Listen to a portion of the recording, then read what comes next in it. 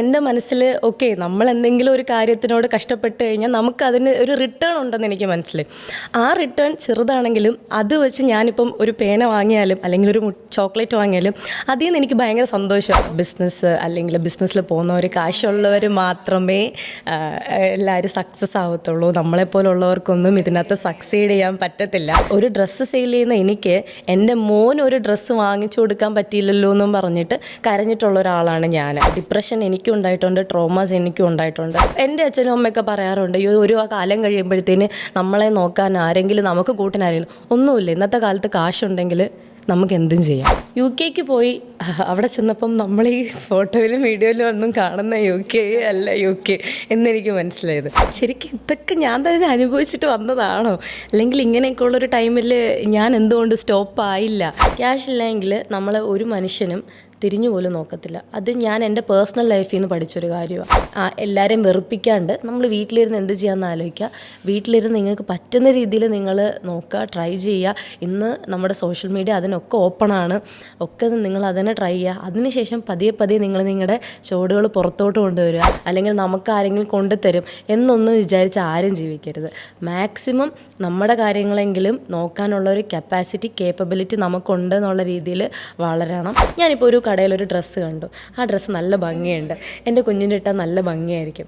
അത് മേടിച്ച് കൊടുക്കണമെങ്കിൽ നമ്മൾ ഉടനെ ഫോൺ എടുത്തിട്ട് ചേട്ടാ അല്ലെങ്കിൽ ഞാനിതൊന്ന് മേടിക്കട്ടെ, അല്ലെങ്കിൽ ക്യാഷ് തരുമോ? അതൊന്നും വേണ്ട എന്ന് പറയുമ്പോൾ നമുക്ക് കിട്ടുന്ന ആ ഒരു വിഷമം ഉണ്ടല്ലോ, ആ ഒരു ഇമ്പാക്റ്റ് ഉണ്ടല്ലോ, അത് ഇല്ലാണ്ടിരിക്കണം എല്ലാവർക്കും. എല്ലാവരുടെ മനസ്സിലുള്ളൊരു തെറ്റിദ്ധാരണയാണ് ക്യാഷ് കൊടുത്ത് നമ്മൾ എന്തെങ്കിലും ഹോൾസെയിലായിട്ട് എടുത്തിട്ട് അതിനെ കൊണ്ടുവന്നങ്ങ് വച്ചാൽ മതി, ഇതങ്ങ് വിറ്റ് പോകും അല്ലെങ്കിൽ ഇതങ്ങ് പൊക്കോളും എന്നുള്ളൊരു ചിന്ത.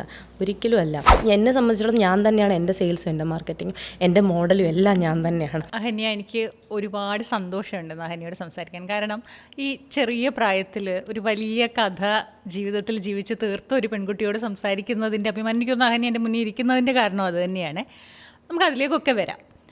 ഒരു സ്ട്രഗ്ലിംഗ് ഫേസ് ഉണ്ട്, അതിൽ നിന്നുള്ളൊരു സക്സസ് ഉണ്ട്, അതിലേക്കൊക്കെ നമുക്ക് വരാം. പക്ഷെ അതിന് മുന്നേ എനിക്ക് ആദ്യം ചോദിക്കാനുള്ളത്, ഡിസംബർ 5 സ്വപ്നമായിരുന്ന പുതിയ കട ഉദ്ഘാടനം കഴിഞ്ഞു.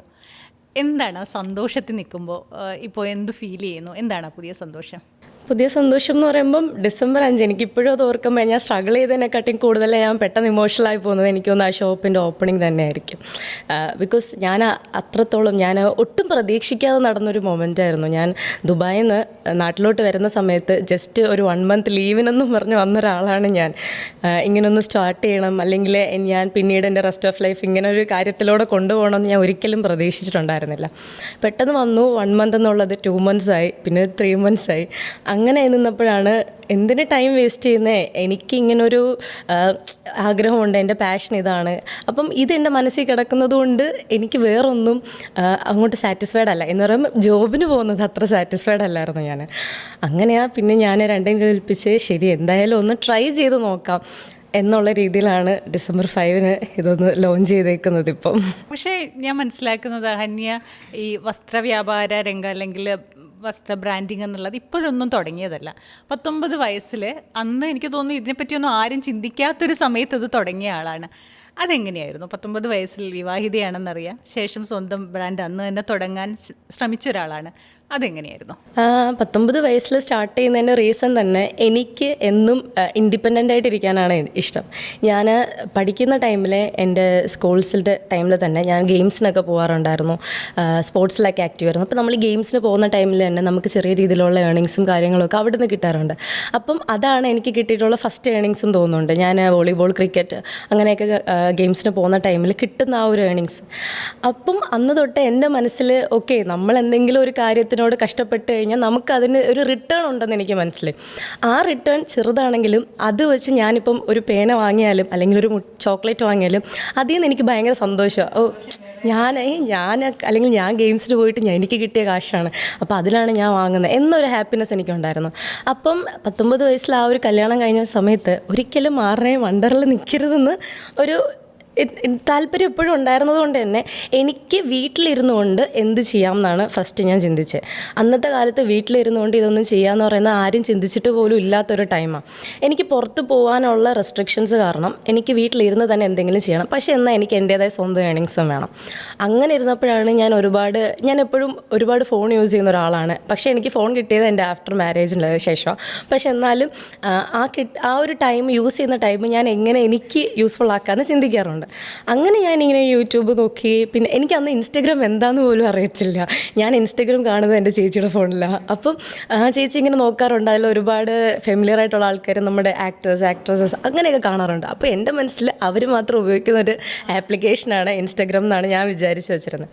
അങ്ങനെയാണ് യൂട്യൂബിൽ നോക്കിയപ്പം ഓക്കെ, ഇൻസ്റ്റഗ്രാം എന്ന് പറഞ്ഞൊരു പ്ലാറ്റ്ഫോം ഉണ്ട്, അവിടെ നമുക്കും അക്കൗണ്ടൊക്കെ ക്രിയേറ്റ് ചെയ്യാം, നമുക്ക് നമ്മുടേതായ കാര്യങ്ങളൊക്കെ നോക്കാം എന്നുള്ളത് മനസ്സിലായത്. അങ്ങനെയാണ് പിന്നീട് യൂട്യൂബിൽ നോക്കിയ സമയത്താണ് ഞാൻ മീഷോ എന്നും പറഞ്ഞ് നമ്മുടെ ഫസ്റ്റ് ആപ്പ്, ആ ഒരു 2019-18 അതും അങ്ങോട്ട് ഫേമസ് ആയി വരുന്നതേ ഉണ്ടായിരുന്നുള്ളൂ, മീഷോ കണ്ടത്. മീഷോയിൽ ഞാൻ നോക്കിയപ്പോൾ റീസെല്ലിംഗ് എന്നൊരു ഓപ്ഷൻ, എനിക്ക് എന്തെങ്കിലും കണ്ടു കഴിഞ്ഞാൽ അതിനെപ്പറ്റി ഇങ്ങനെ കൂടുതലായിട്ട് ഇങ്ങനെ നോക്കിയിരിക്കാൻ ഭയങ്കര ഇൻട്രസ്റ്റാണ്. അങ്ങനെ നോക്കി വന്നപ്പോൾ റീസെല്ലിംഗ് എന്നൊരു ഓപ്ഷൻ കണ്ടു. അപ്പോഴും തന്നെ അക്കൗണ്ട് ക്രിയേറ്റ് ചെയ്തു. ഉണ്ടായിരുന്ന കുറച്ച് കോൺടാക്ട്സ് എല്ലാം ഒരു വാട്സപ്പ് ഗ്രൂപ്പാക്കി അങ്ങനെ അങ്ങോട്ട് പോസ്റ്റ് ചെയ്യാൻ തുടങ്ങി. പിന്നെ അത് ഇൻസ്റ്റയിൽ പോസ്റ്റ് ചെയ്യാൻ തുടങ്ങിയപ്പോഴത്തേന് എനിക്ക് എൻക്വയറീസ് വരാൻ തുടങ്ങി. ഓക്കെ, ഏതാണ് എന്നുള്ള രീതിയിൽ. അപ്പം നമുക്ക് ക്യാഷ് ഓൺ ഡെലിവറി പ്രൊവൈഡ് ചെയ്യുന്നത് കൊണ്ട് തന്നെയാണ് എനിക്ക് ഏറ്റവും ഫാസ്റ്റായിട്ട് ഒരു ട്രസ്റ്റ് ബിൽഡ് ചെയ്യാൻ പറ്റിയത്. അതാണ് മെയിൻ പോയിൻറ്റ്, ട്രസ്റ്റ് ബിൽഡ് ചെയ്യുക എന്നുള്ളത്. കാര്യം അന്നത്തെ കാലത്ത് സോഷ്യൽ മീഡിയയിൽ ഒരുപാട് ഫേക്ക് അക്കൗണ്ട്സും അതുപോലെ തന്നെ സ്കാമും ഒക്കെ നടക്കുന്ന ഒരു ടൈമിൽ ട്രസ്റ്റ് ബിൽഡ് ചെയ്തെടുക്കുക എന്ന് പറയുന്നത് ഇറ്റ്സ് നോട്ട് സോ ഈസി. എന്നെ സംബന്ധിച്ചിടത്തോളം ഈവൻ എനിക്കന്ന് എന്താണെന്ന് പോലും അറിയത്തില്ല സോഷ്യൽ മീഡിയ. അങ്ങനെ ഒരു ടൈമിലാണ് പിന്നെ അതങ്ങനെ ഗ്രൂപ്പായി, 1 ഗ്രൂപ്പായി, 2 ഗ്രൂപ്പായി, പിന്നെ അത് 3 ഗ്രൂപ്പായി. പിന്നെ ഇന്നൊരു 14K ഒക്കെ ഫോളോവേഴ്സ് ഉണ്ടായിരുന്നു ഇൻസ്റ്റയിൽ. അന്ന് എൻ്റെ പേര് ഇതല്ലായിരുന്നു, വേറെ പേരല്ലാണ്, ബ്രാൻഡിങ്ങിലാണ് ഉണ്ടായിരുന്നത്. അത് കഴിഞ്ഞിട്ട് എനിക്ക് റീസെല്ലേഴ്സ് ഗ്രൂപ്പ് തുടങ്ങി. ഏതാണ്ട് ഞാനിത് ഇടയ്ക്കൊന്ന് സ്റ്റോപ്പ് ചെയ്യുന്ന ടൈമിൽ എൻ്റെ അടുത്ത് 5 റീസെല്ലേഴ്സ് ഗ്രൂപ്പും 6 കസ്റ്റമർ ഗ്രൂപ്പും ഉണ്ടായിരുന്നു വാട്സപ്പിൽ. അങ്ങനെ നിന്ന ടൈമിലാണ് ഞാനിതിനെ മൊത്തത്തിലൊന്ന് സ്റ്റോപ്പ് ചെയ്തത്.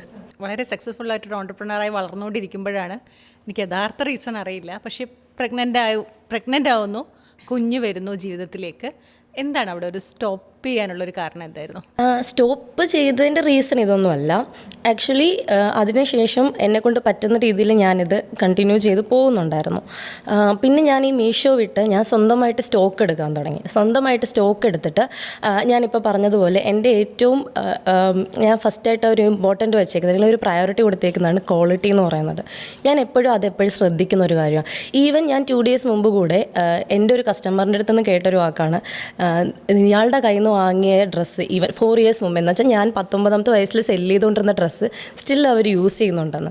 അപ്പോൾ അത് കേട്ടപ്പോൾ എനിക്ക് ഒരുപാട് സന്തോഷം തോന്നി. കാര്യം ഈവൻ അത് എൻ്റെ സ്വന്തം ബ്രാൻഡ് പോലും അല്ല, ഞാനത് ഹാൻഡ് പിക്ക് ചെയ്ത് എടുത്തുകൊണ്ട് വരുന്നതേ ഉള്ളൂ. അപ്പം എൻ്റെ ഏറ്റവും വലിയൊരു പ്രയോറിറ്റി എന്ന് പറയുന്നത് ഈ ക്വാളിറ്റി ആയിരുന്നു. ഞാനിത് സ്റ്റോപ്പ് ചെയ്യാൻ റീസണും ആ ഒരു ക്വാളിറ്റി ഇഷ്യൂ തന്നെയാണ്. എനിക്ക് നേരിട്ട് പോയി പ്രോഡക്റ്റ് പർച്ചേസ് ചെയ്തിട്ട് വരാനുള്ളൊരു ബുദ്ധിമുട്ട് ഫസ്റ്റ്. അപ്പം ഓൺലൈൻ ത്രൂ ഓർഡേഴ്സ് കൊടുക്കാൻ എനിക്ക് അന്ന് പേടിയാണ്. As A online seller, but still എനിക്ക് പേടിയായിരുന്നു ഓൺലൈനിൽ ഓർഡേഴ്സ് കൊടുക്കാനായിട്ട്. അപ്പം ഞാൻ ആ ഒരു ഫേസ്, അതാണ് എൻ്റെ ഒരു സ്ട്രഗ്ലിങ്ങിൻ്റെ ഫസ്റ്റ് ഫേസ് 1 എന്ന് പറയാം. അങ്ങനെയാണ് ഞാൻ കുറച്ച് നാളത്തേക്കൊന്ന് ബ്രേക്ക് ചെയ്തു. ആ സമയത്താണ് നമ്മുടെ അജിയോടെ ഈ റിലയൻസ് ബ്രാൻഡ് അറിയില്ല, അവരുമായിട്ട് പാർട്ട്ണർഷിപ്പ് ചെയ്ത് നമുക്ക് അവരുടെ അടുത്ത് നിന്ന് ഹോൾസെയിൽ പ്രോഡക്റ്റ്സ് എടുക്കാൻ പറ്റും. അപ്പോൾ അതാണ് എനിക്ക് ആകെ ട്രസ്റ്റ് ചെയ്യാൻ പറ്റുന്നുണ്ടായിരുന്നുള്ളൊരു വഴി. അവരുമായിട്ട് ടൈപ്പ് ചെയ്തു. എനിക്ക് അവർ പ്രോഡക്റ്റ്, നമുക്ക് ഹോം ഡെലിവറി ഉണ്ട്, നമ്മൾ പിക്ക് ചെയ്താൽ മാത്രം മതി, ഹോൾസെയിൽ പർച്ചേസാണ്, അത് ഹോം ഡെലിവറിയാണ്. ഇതിൽ എനിക്ക് കിട്ടിയൊരു ലാഭം എന്ന് പറയുന്നത് വീണ്ടും ക്വാളിറ്റി പ്രോഡക്റ്റ് കിട്ടി തുടങ്ങി. കസ്റ്റമേഴ്സിന് അത് ഈവൻ അവർ കൊടുക്കുന്നതിനെക്കാട്ടിയും അഫോർഡബിൾ പ്രൈസിൽ എനിക്ക് കൊടുക്കാൻ പറ്റി. അതേ ബ്രാൻഡിങ് ആണ്. ആ ബ്രാൻഡ് സ്കാൻ ചെയ്ത് നോക്കിക്കഴിഞ്ഞാൽ നിങ്ങൾക്ക് ഡയറക്റ്റ് അജിയോ വെബ്സൈറ്റിൽ പോവാം, അതിൻ്റെ HSN കോഡ് സെർച്ച് ചെയ്യാം, എല്ലാം ചെയ്യാം. പക്ഷേ അതിനെക്കാട്ടിയും പ്രൈസ് 100 അല്ലെങ്കിൽ 200 എനിക്ക് കുറച്ച് കൊടുക്കാൻ പറ്റി. അപ്പോൾ അങ്ങനെ പോയിക്കൊണ്ടിരിക്കുന്ന ഒരു ടൈമിൽ എനിക്ക് ഇത് അങ്ങനെ തന്നെ ആ ഒരു നിർത്തിയാലും വേണ്ടില്ല, പക്ഷേ ആ ഒരു ക്വാളിറ്റി ഞാൻ കോംപ്രമൈസ് ചെയ്യില്ല എന്നുണ്ടായിരുന്നു. അങ്ങനെയാണ് കുറേശ്ശെ ആയിട്ട് എൻ്റെ ആ ഒരു ജേണി ഇങ്ങനെ സ്റ്റോപ്പായി വന്നു. പിന്നെ അത് കഴിഞ്ഞപ്പോൾ ഡെലിവറി കഴിഞ്ഞൊരു 2 months കഴിഞ്ഞപ്പോഴത്തെ ഡെലിവറി ടൈം എന്ന് പറയുന്നത് കൊറോണ പീരീഡ് ആയിരുന്നു. അല്ല, അതിന് എൻ്റെ ഒരു സംശയം, ഇതൊക്കെ ചെയ്യുമ്പോഴും അതായത് ഒരു സ്വപ്നത്തിലേക്ക് നമ്മൾ യാത്ര ചെയ്യുകയാണല്ലോ, അപ്പോഴും ഈ ഫാമിലിയിൽ നിന്നുള്ള സപ്പോർട്ടൊക്കെ എങ്ങനെയായിരുന്നു? ഫാമിലി എന്നുള്ള സപ്പോർട്ടെന്ന് പറയാനായിട്ട് അത് ആർക്കും ഫസ്റ്റ് ഓഫ് ഓൾ ബിസിനസ്സിനെ പറ്റിയിട്ട് വലിയ ഐഡിയ ഇല്ലായിരുന്നു. അപ്പം എനിക്കിത് സ്റ്റോപ്പ് ചെയ്തതിൻ്റെ റീസൺ തന്നെ അങ്ങനെയാണ്. കാര്യം അവർക്ക് പേടിയായിരുന്നു. ബിസിനസ് എന്നും പറഞ്ഞ് പോയി കഴിഞ്ഞാൽ അവരുടെയൊക്കെ മുമ്പിലുണ്ടായിരുന്ന സ്റ്റോറീസ് അങ്ങനെയാണ്. ബിസിനസ് അല്ലെങ്കിൽ ബിസിനസ്സിൽ പോകുന്നവർ കാശുള്ളവർ മാത്രമേ എല്ലാവരും സക്സസ് ആവത്തുള്ളൂ, നമ്മളെപ്പോലുള്ളവർക്കൊന്നും ഇതിനകത്ത് സക്സീഡ് ചെയ്യാൻ പറ്റത്തില്ല, നിനക്ക് പറ്റിയ പടി പഠിക്കുക, നിൻ്റെ കരിയർ നോക്കുക എന്നുള്ള രീതിയിൽ എനിക്ക് 4 സൈഡിൽ നിന്നും കേൾക്കുന്നുണ്ടായിരുന്നു.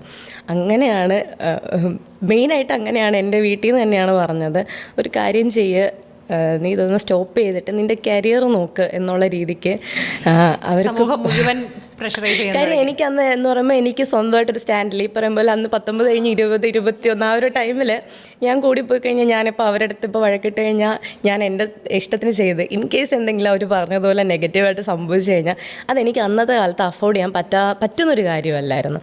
ഈവൻ അന്ന് സ്റ്റാർട്ട് ചെയ്യുന്ന സമയത്തും മെയിൻ പോയിൻ്റൊന്നും ഞാൻ ആരുടെ അടുത്തു നിന്നും 1 രൂപ പോലും വാങ്ങിയിട്ടില്ല.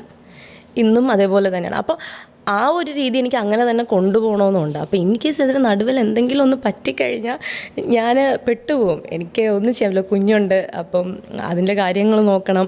അതിന് പോലും സ്ട്രഗിൾ ചെയ്യുന്നൊരു മൊമെൻ്റാണ് അന്ന്. ഇങ്ങനെ ഇരിക്കുന്നതോ അല്ലെങ്കിൽ ഇപ്പോൾ ഈ കാണുന്നതോ പോലെ ഒന്നുമല്ല.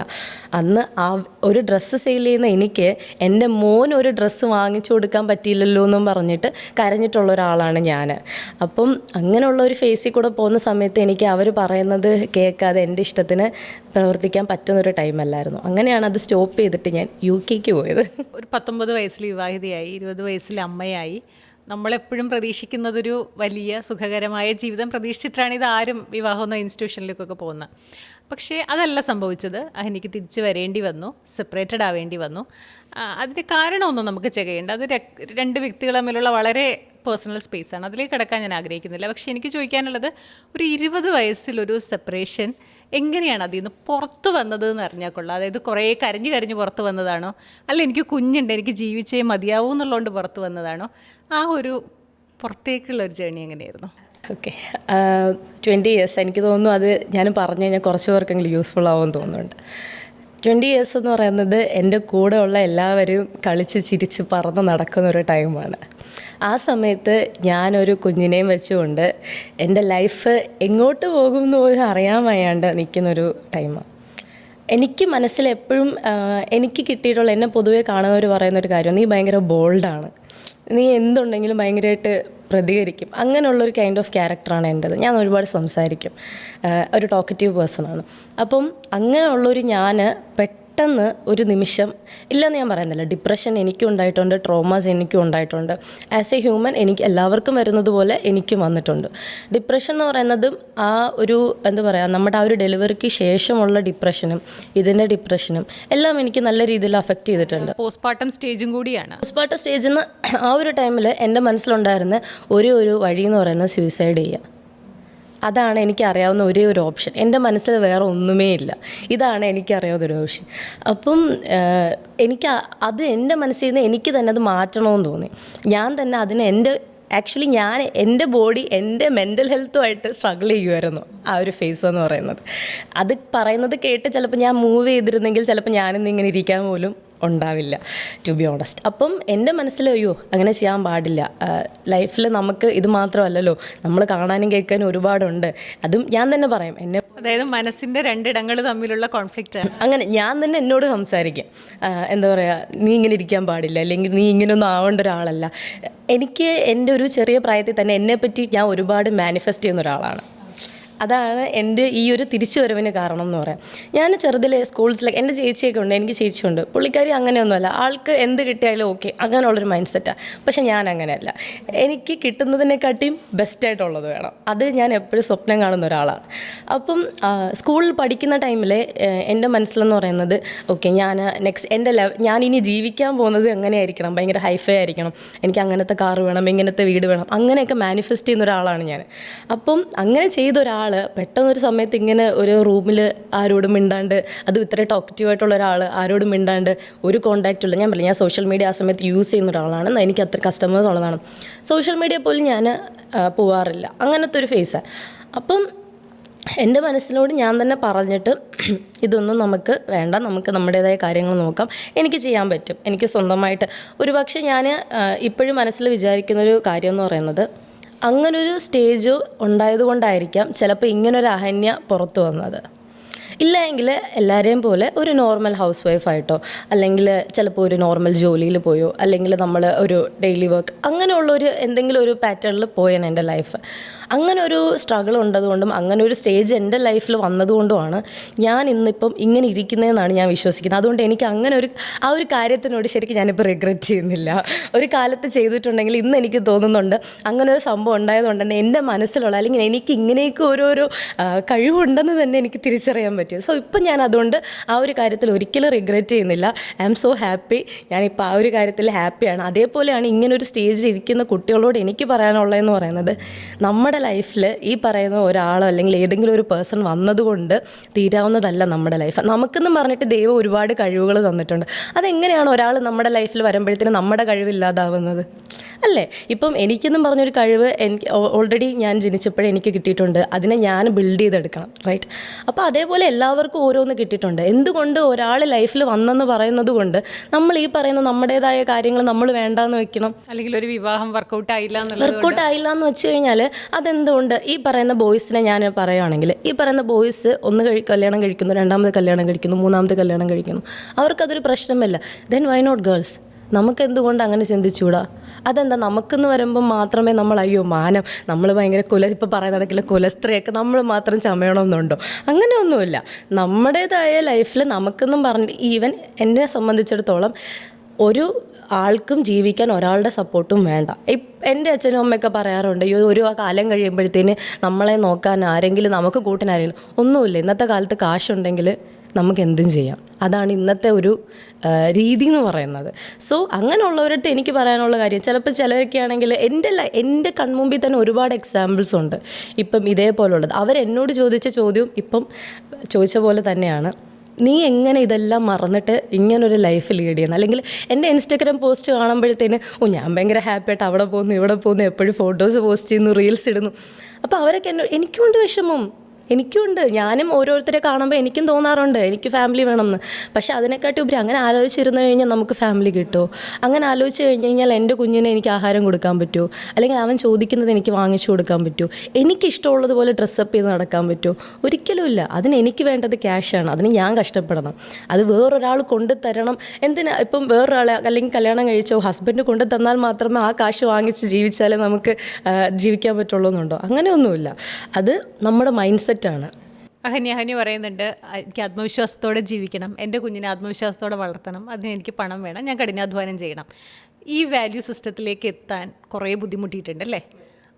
ആദ്യം നമുക്കൊരു UK യാത്രയും തുടങ്ങാം. എങ്ങനെയാണ് ഇതിന് ശേഷം ഒരു UK യിലേക്ക് എത്തിപ്പെടുന്നത്? ഞാൻ വീട്ടിൽ വന്നതിന് ശേഷം, വീട്ടിൽ വന്നിട്ടും ഞാൻ എനിക്ക് പറ്റുന്ന രീതിയിൽ ഇത് തന്നെയാണ് ഞാൻ കണ്ടിന്യൂ ചെയ്തുകൊണ്ടിരുന്നത്. ആ സമയത്തും സ്റ്റിൽ എന്താ പറയുക, കംപ്ലീറ്റ്ലി സെപ്പറേഷൻ എന്ന് പറയുന്നതൊന്നും നടന്നിട്ടില്ല. ഓക്കെ, ഞാൻ UK പോകാനുണ്ടായ റീസൺ എന്ന് പറയുന്നത് എൻ്റെ പേരൻസ് എടുത്ത ഡിസിഷനാണ്. എൻ്റെ പേരൻസാണ്, അവർക്കുണ്ടായിരുന്ന ഒരേ ഒരു അസറ്റാണ് എൻ്റെ അച്ഛൻ കഷ്ടപ്പെട്ടുണ്ടാക്കിയ ഒരു വീടെന്ന് പറയുന്നത്. ആ വീട് സെയിൽ ചെയ്താണ് എന്നെ UK വിടുന്നത്. കാര്യം ഞാനങ്ങനെ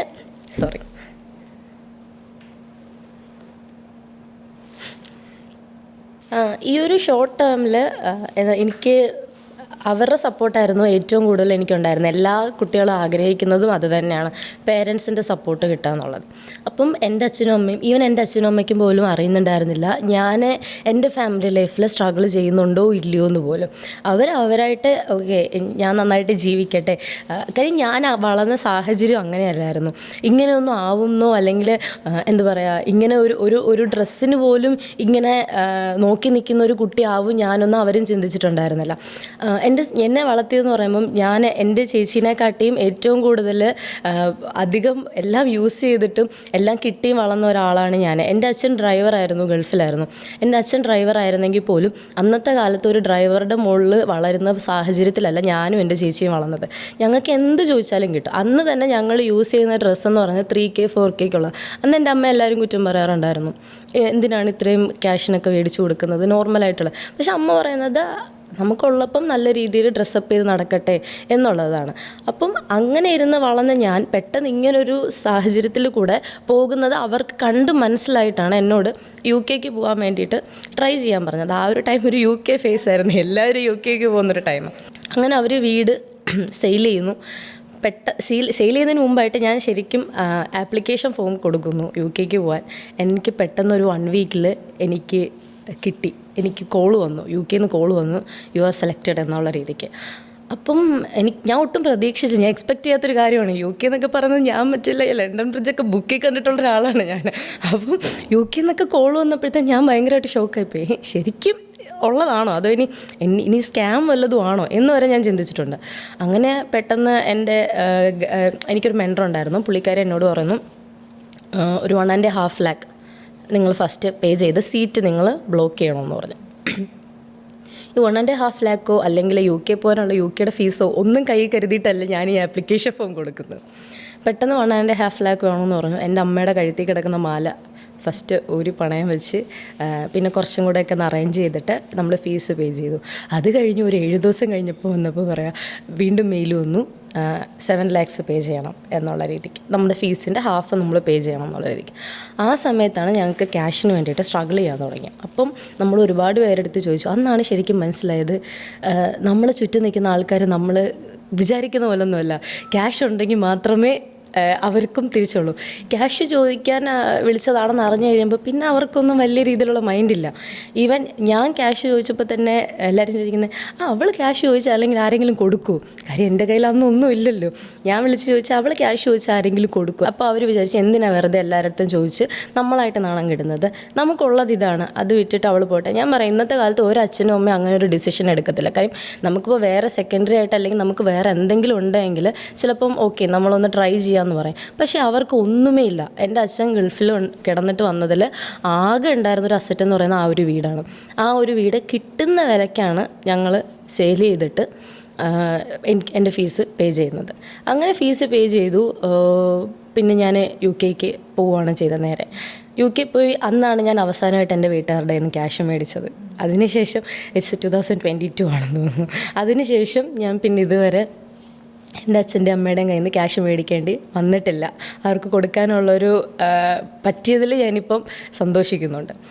UK പോയി അവിടെ ചെന്നപ്പം നമ്മൾ ഈ ഫോട്ടോയിലും വീഡിയോയിലും ഒന്നും കാണുന്ന UK അല്ല UK എന്നെനിക്ക് മനസ്സിലായത്. അവിടെ ചെന്നപ്പോൾ ഫസ്റ്റ് ഞാൻ സ്ട്രഗിൾ ചെയ്തത് പാർട്ട് ടൈം ജോബിനായിരുന്നു. ഞാൻ സ്റ്റുഡൻ്റായിട്ടാണ് പോകുന്നത്. അവിടെ ചെന്ന് ഫസ്റ്റ് 2 days ഞാൻ ആഹാരമേ കഴിച്ചിട്ടില്ല. വെറും വെള്ളം മാത്രമാണ് കുടിച്ചത് 2 ദിവസം.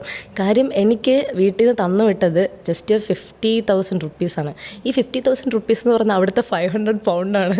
500 എന്ന് പറഞ്ഞാൽ നമ്മളൊരു 500 റുപ്പീസ് എങ്ങനെ നമ്മൾ യൂസ് ചെയ്യുക, അതുപോലെയാണ് എനിക്ക് അവിടുത്തെ 500 പൗണ്ട് എന്ന് പറയുന്നത്.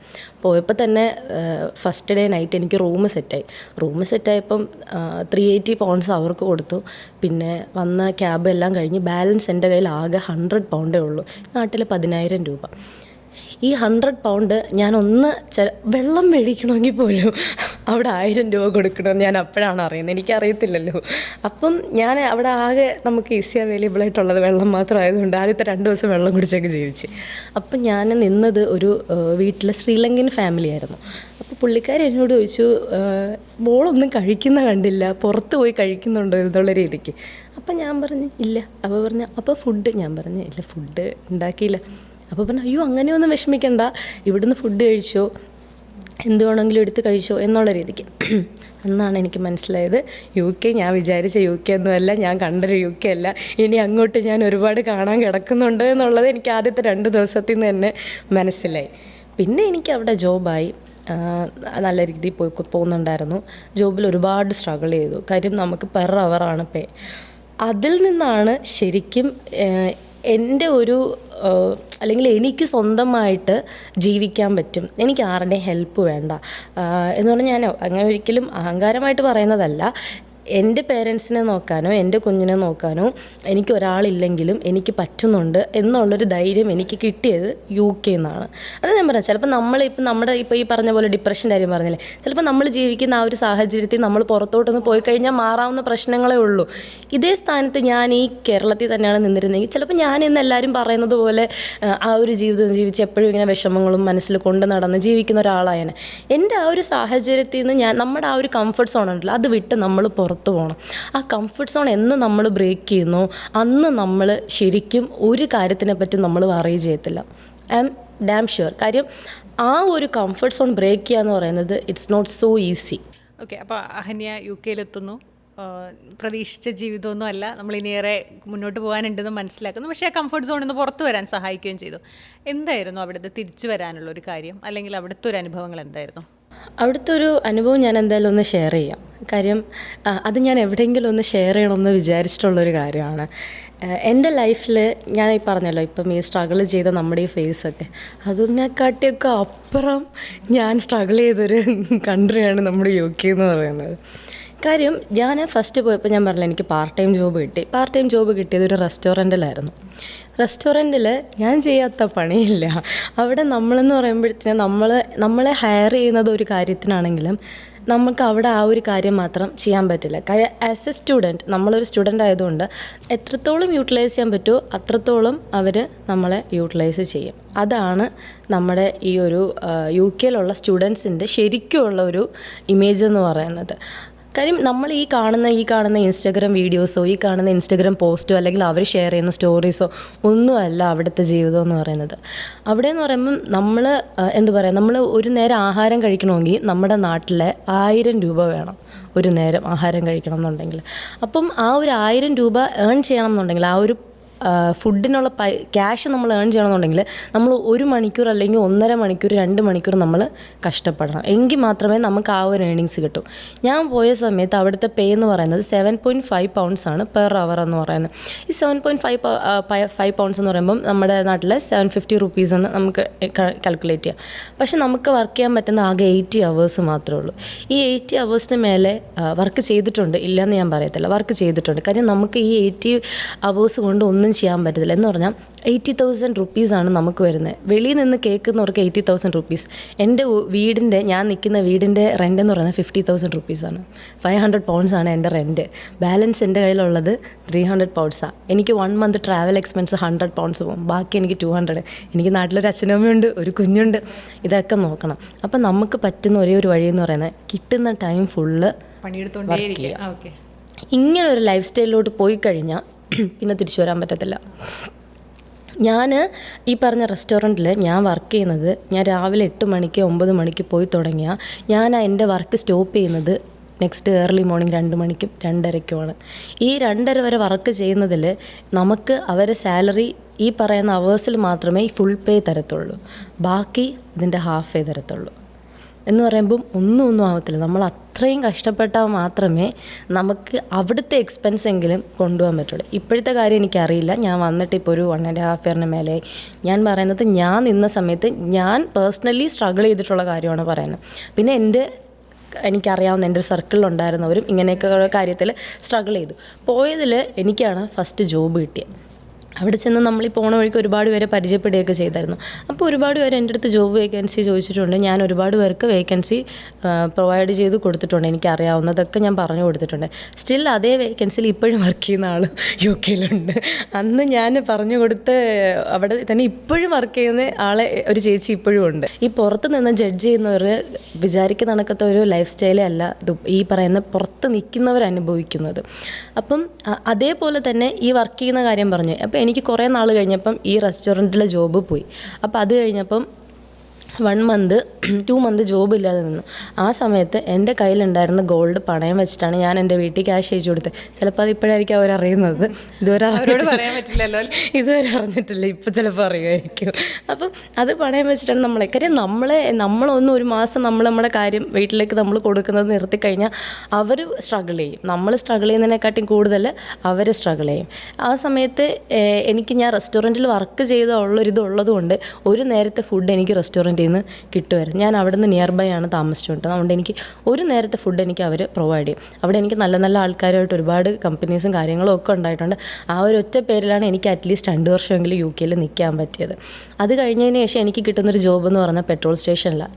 ഈ പെട്രോൾ സ്റ്റേഷനിൽ രാവിലെ 6 മണിക്ക് ഓപ്പൺ ചെയ്യണം.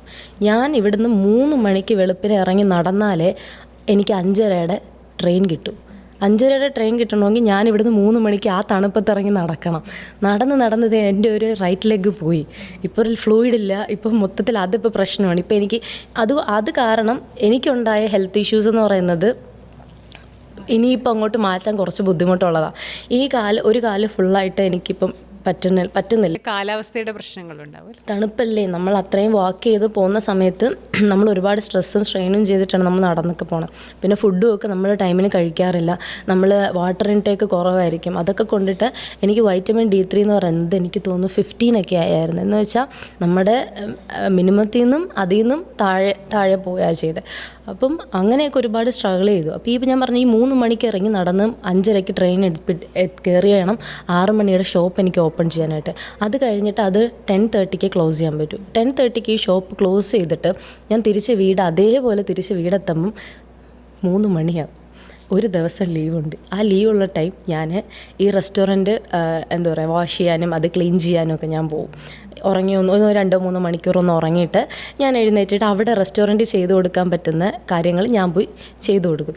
എന്നിട്ട് വീണ്ടും ഇതേപോലെ ഇതായിരുന്നു എൻ്റെ അവിടുത്തെ. നമ്മളെ നാട്ടിലൊന്നും അറിയിക്കില്ല. നമ്മൾ നാട്ടിൽ വരുമ്പോൾ നമ്മൾ രാജാവ്. അവിടെ നിന്ന് ഇങ്ങനെയൊന്നും കഴിഞ്ഞിട്ടാണ് നമ്മൾ നാട്ടിൽ നിന്ന് വരുന്നതെന്ന് ആർക്കും അറിയത്തില്ല. വന്ന് കാണുന്നവർക്കോ അവൾ UK വരുമല്ലേ. ഇപ്പോൾ പോലും ഞാൻ ഈ ഷോപ്പ് ഓപ്പൺ ചെയ്ത സമയത്ത് ഞാൻ കേട്ട ഏറ്റവും വലിയ കാര്യം അവളുടെ ലക്ക്. ഈ ലക്ക് എന്ന് പറയുന്ന ഈ ഒരു സാധനം ഞാൻ ഈ കേൾക്കാനായിട്ട് ഞാൻ എന്തോരം കഷ്ടപ്പെട്ടു. ഞാൻ എല്ലാം കഴിഞ്ഞ് വീട്ടിൽ വന്ന് നിന്ന സമയത്ത് ആരും പറഞ്ഞില്ലല്ലോ അവളുടെ ലക്ക്, അവൾ വീട്ടിൽ വന്നത് അന്നാരും പറഞ്ഞില്ല. പക്ഷെ ഞാനൊന്ന് നന്നായപ്പോഴത്തേന്, അല്ലെങ്കിൽ നമ്മൾ നമ്മുടേതായ കാര്യങ്ങളൊക്കെ ഒന്ന് ചെയ്തപ്പോഴത്തേന് എല്ലാവരും പറയുന്നത് അവളുടെ ലക്ക്. അപ്പോൾ ഇതിൻ്റെ ഇടയിൽ ബാക്കി കഷ്ടപ്പെട്ടതൊക്കെയോ ആ ഫേസിലൊന്നും ആരും പറഞ്ഞില്ലല്ലോ, അല്ലേ അവളുടെ ലക്ക് കൊണ്ടാണ് അവൾ കഷ്ടപ്പെടുന്നത്, അങ്ങനെയൊന്നും ആരും പറഞ്ഞില്ല. പക്ഷെ ഇപ്പം എല്ലാവരും പറയുന്നുണ്ട്. ഈ പറയുന്ന കാര്യങ്ങൾ ലക്കെന്ന് പറഞ്ഞ് തീർക്കാൻ എളുപ്പമോ, പക്ഷെ അവിടെ നടന്ന കാര്യങ്ങളെന്ന് പറയുന്നത് നമുക്കൊരിക്കലും മാത്രം. അത് കഴിഞ്ഞിട്ട് എനിക്ക് മെയിനായിട്ടുള്ള ഇഷ്യൂ എന്ന് പറയുന്നത് എനിക്ക് ഇതുപോലെ ഹെൽത്ത് ഇഷ്യൂസ് വരാൻ തുടങ്ങി, ബ്ലീഡിങ് വരാൻ തുടങ്ങി. ബ്ലീഡിങ് ആയി ഒരു ദിവസം എനിക്ക് റോഡിൽ നിന്ന നിപ്പിന് എനിക്ക് ഫുള്ള് ബ്ലീഡിങ് ആയി. കാല് കയ്യിൽ എല്ലാം ബ്ലീഡിങ് ആയിട്ട് റോഡിൽ നിന്നവരാരോ വിചാരിച്ചു എന്നെ ആരോ കത്തിക്ക് കുത്തി ഞാനങ്ങനെ നിൽക്കുവാണെന്ന്. അപ്പം ആ ഒരു ഇപ്പോൾ പറയുമ്പോൾ നമുക്ക് തമാശയായിട്ട് തോന്നുമെങ്കിലും അന്ന് ഞാൻ പേടിച്ചു ഒരു സമയം എന്ത് പറ്റി എനിക്കെന്നുള്ള രീതിക്ക്. ഞാൻ നോക്കിയപ്പോൾ പെട്ടെന്ന് എൻ്റെ ബോഡി യാതൊരുവിധ റെസ്പോൺസ് എനിക്ക് തന്നിട്ടില്ല. പെട്ടെന്നുണ്ടായ ഒരു സഡൻ റിയാക്ഷനാണ്. ഞാൻ ബസ് സ്റ്റോപ്പിൽ നിൽക്കുന്ന ടൈമിൽ എനിക്കുണ്ടായൊരു റിയാക്ഷനാണിത്, ഈ ഒരു ബ്ലീഡിങ് എന്ന് പറയുന്നത്. ഞാൻ പേടിച്ചു. അങ്ങനെ 2 പ്രാവശ്യം എനിക്ക് അങ്ങനെയാണ് മതി, ഉള്ള ആരോഗ്യം കൊണ്ട് വീട്ടിൽ പോവാം എന്നുള്ള ഒരു തീരുമാനത്തിലോട്ട് ഞാൻ എത്തിയത്. പിന്നെ എന്ന് പറയുമ്പം ഈ UK പോയ സമയത്ത് സ്ട്രഗിൾ ചെയ്ത സമയത്ത് ഞാൻ ഈ പറഞ്ഞ പോലെ എനിക്ക് എല്ലാം ക്വിറ്റ് ചെയ്യാം, എനിക്ക് സൂസൈഡ് ചെയ്യാം. നമുക്ക് ആ ഒരു ഡിപ്രഷൻ ഉണ്ടല്ലോ, ആ ഒരു നമ്മളവിടെ ഒറ്റയ്ക്ക് നിൽക്കുന്ന സമയത്ത് നമുക്കുണ്ടാകുന്ന ഒരു ഡിപ്രഷൻ, അതെനിക്കും ഉണ്ടായിരുന്നു. ആ സമയത്ത് ഞാൻ വിചാരിച്ചു. പക്ഷെ അപ്പോഴും എൻ്റെ മനസ്സിൽ അച്ഛൻ, അമ്മ, മോൻ എന്നുള്ള ആ ഒരു ഇത് ഓർമ്മയുള്ളത് കൊണ്ട് എങ്ങനെയെങ്കിലുമൊക്കെ നമുക്ക് ജീവിക്കാം, അറ്റ്ലീസ്റ്റ് ഇവിടെ നിൽക്കുമ്പോൾ കഷ്ടപ്പെട്ടാലും കുഴപ്പമില്ല, കാശ് കിട്ടുന്നുണ്ടല്ലോ എന്നുള്ളൊരു ഇതിൽ നമ്മൾ മുമ്പോട്ട് പോവുകയാണ് ചെയ്തത്. അങ്ങനെയാണ് ഞാൻ എൻ്റെ UK ഫേസ് അവസാനിപ്പിച്ച് തിരിച്ച് നാട്ടിലേക്ക് എത്തിയത്. എങ്ങനെയായിരുന്നു UK പോയി? വലിയ സ്വപ്നമായിരുന്നു, അതും പകുതിക്ക് നിർത്തി വരേണ്ടി വന്നു. അപ്പോൾ ഒരു സെക്കൻഡ് ഫേസിലേക്കാണ് വരുന്നത് അല്ലേ? അപ്പോൾ എങ്ങനെയായിരുന്നു? സമൂഹം എങ്ങനെ കണ്ടു? സ്വയം എങ്ങനെ കണ്ടു? ആ സ്ട്രഗ്ലിംഗ് സ്റ്റേജ് എങ്ങനെയായിരുന്നു? ഇതിൽ പറയാനാണെങ്കിൽ ഞാൻ പറഞ്ഞല്ലോ 19 ഇയേഴ്സിൻ്റെ നമ്മുടെ ഒരു കാര്യം എന്ന് പറഞ്ഞാൽ ഞാൻ ആ സമയത്ത് എൻ്റെ എഡ്യൂക്കേഷൻ ഡ്രോപ്പ് ചെയ്തായിരുന്നു. അത് പറയാൻ പറ്റും, എൻ്റെ എഡ്യൂക്കേഷൻ ഡ്രോപ്പ് ചെയ്തായിരുന്നു. ഞാൻ computer engineering, diploma in computer engineering പഠിച്ചുകൊണ്ടിരുന്ന ഒരാളാണ്. ഞാൻ ആ ഒരു ടൈമിൽ കോളേജിൽ നമ്മളൊരു ക്ലാസ് ടോപ്പർ എന്നുള്ള രീതിക്ക് പോയിക്കൊണ്ടിരുന്നൊരു ടൈമാണ്. ആ സമയത്താണ് എനിക്ക് ഇങ്ങനൊരു സംഭവം വന്നതും ഞാനിത് ഡ്രോപ്പ് ചെയ്തതും.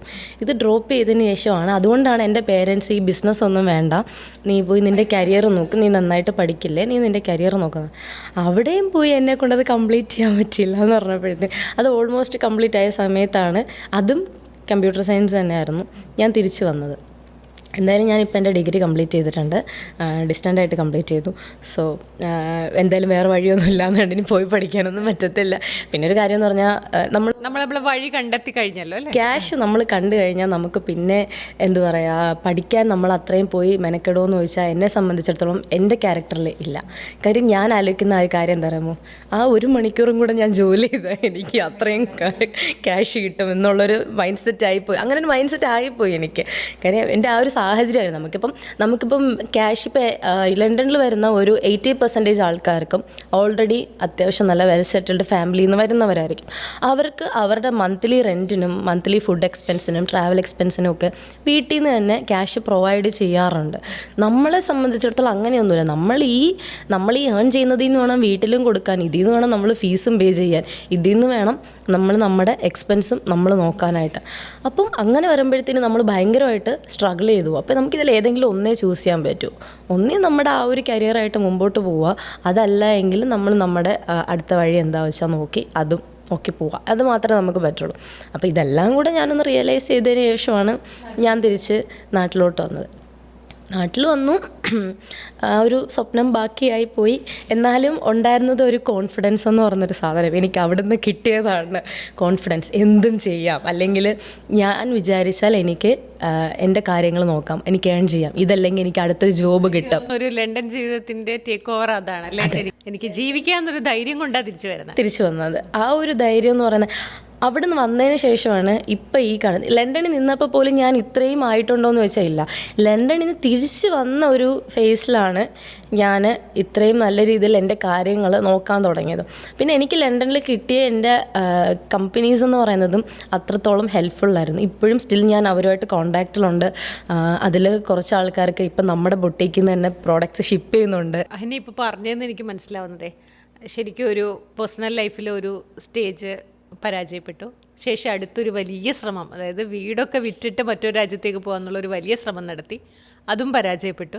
ഒരു സാധാരണഗതിയിൽ 20കളുടെ തുടക്കത്തിലുള്ളൊരു പെൺകുട്ടി ഇത് എങ്ങനെ നേരിട്ടു എന്നുള്ളത് എനിക്ക് ഇപ്പോൾ ഊഹിക്കാൻ പോലും പറ്റുന്നതിനപ്പുറമാണ്. പക്ഷേ എങ്ങനെയാണ് ഇതിനെ നേരിട്ടത്? അടുത്തൊരു വഴി എങ്ങനെയാണ് തുറന്നു കിട്ടിയത്? എന്തോ അറിയത്തില്ല. ശരിക്കും പറയുകയാണെങ്കിൽ ഇപ്പം ആലോചിക്കുമ്പോൾ ഒരോളത്തിൽ നമ്മളങ്ങ് പോയില്ലേ.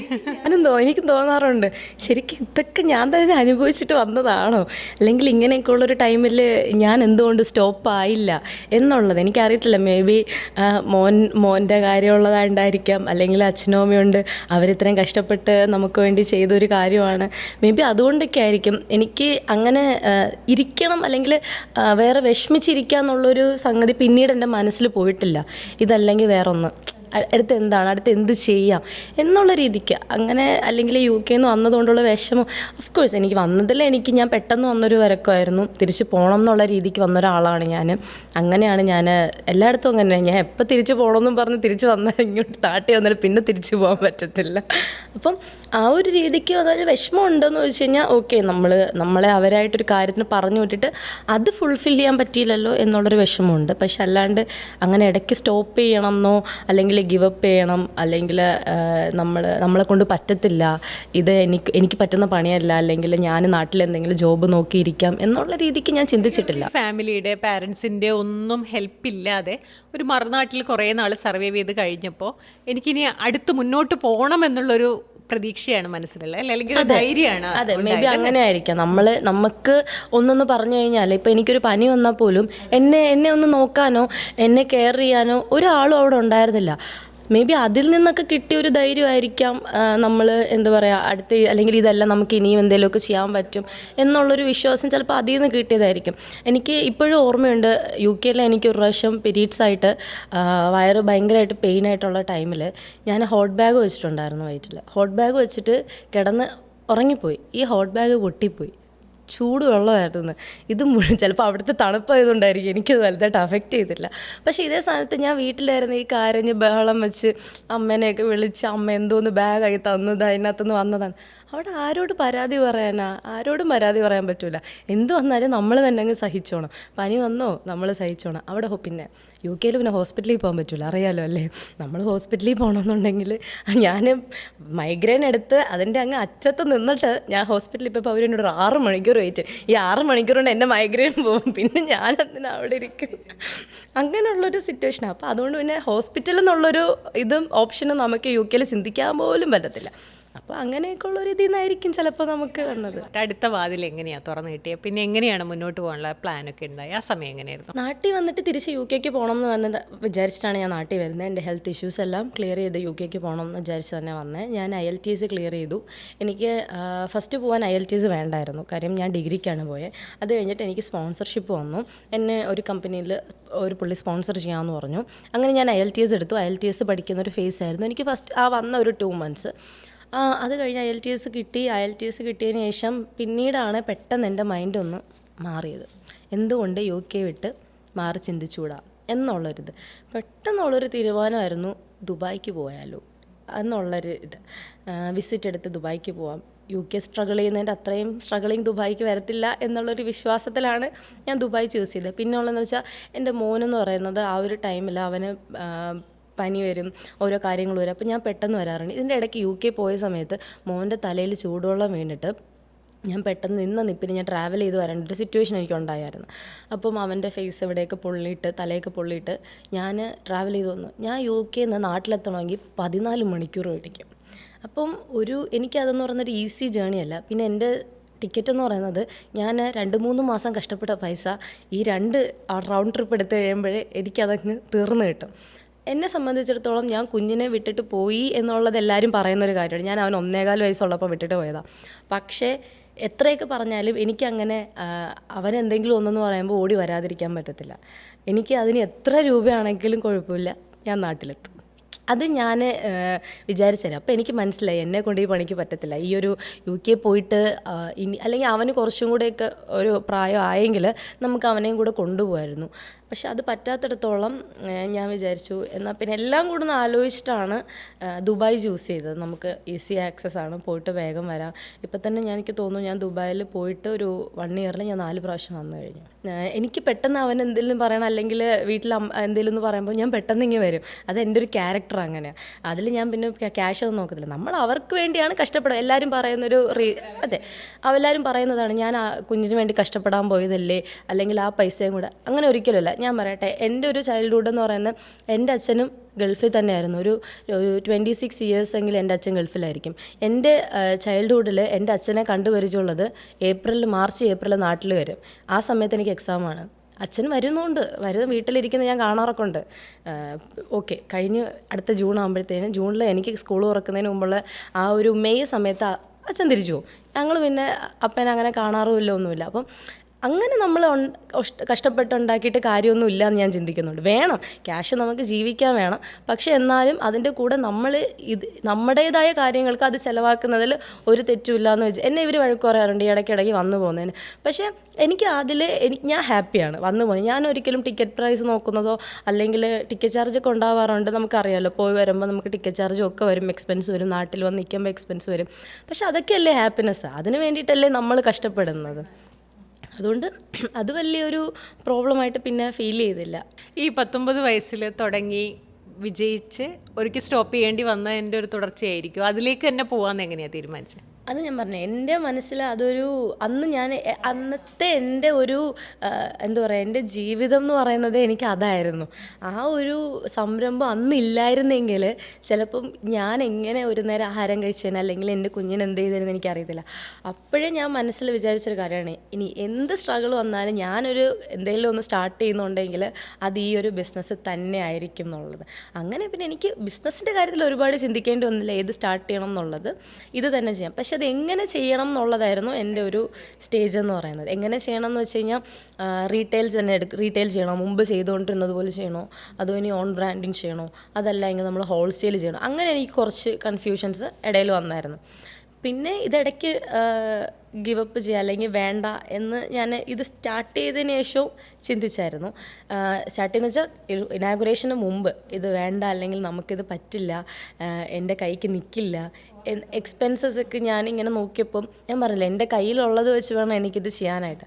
അപ്പം എക്സ്പെൻസ് എൻ്റെ കയ്യിൽ നിൽക്കില്ല എന്ന് കണ്ട സമയത്ത് ഞാനിങ്ങനെ ഒന്ന് ആലോചിച്ചു. അതിൻ്റെ ഇടയിൽ രണ്ടുപേരും കൂടെ വന്നിട്ട് ആരെങ്കിലുമൊക്കെ എൻ്റെ അടുത്ത് എടി അതങ്ങനെ പോവോ, ഓക്കെ പറ്റുമായിരിക്കുമോ, അല്ലെങ്കിൽ ഓക്കെ ആവുമായിരിക്കും അല്ലേ എന്നിങ്ങനെ ചോദിക്കുമ്പോൾ ഞാൻ ആവോ ഇനി ഇത് പറ്റത്തില്ലേ എന്നുള്ളൊരു പേടി എനിക്കും ഉണ്ടായിരുന്നു. പിന്നെ അതിലൊക്കെ എന്ന് പറയുമ്പോൾ എനിക്ക് എൻ്റെ ഫ്രണ്ട്സും കാര്യങ്ങളൊക്കെയാണ് എനിക്കൊരു ഫ്രണ്ട് ഉണ്ടായിരുന്നു, പുള്ളിക്കാരിയാണ് എന്നോട് പറഞ്ഞത് എന്തായാലും നീ ഇറങ്ങി തിരിച്ച് ചെയ്ത് നോക്കുക, ഇനിയിപ്പോൾ ലോസ് വന്നാലും നീ കഷ്ടപ്പെടണം, അത് ഇതിപ്പോൾ എങ്ങനെ പോയാലും നീ കഷ്ടപ്പെടണം, അപ്പോൾ പിന്നെ നീ എന്തായാലും ഒന്ന് ട്രൈ ചെയ്ത് നോക്കൂ എന്നുള്ള രീതിക്ക് പറഞ്ഞത്.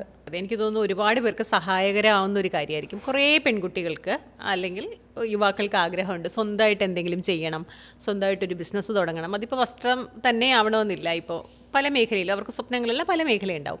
എങ്ങനെയാണ് നമുക്കൊരു ചെറിയ സംരംഭം തുടങ്ങി വിജയിപ്പിക്കാൻ പറ്റുന്നത്? അതിൻ്റെ ഒരു പ്രോസസ്സ് എങ്ങനെയാണ്?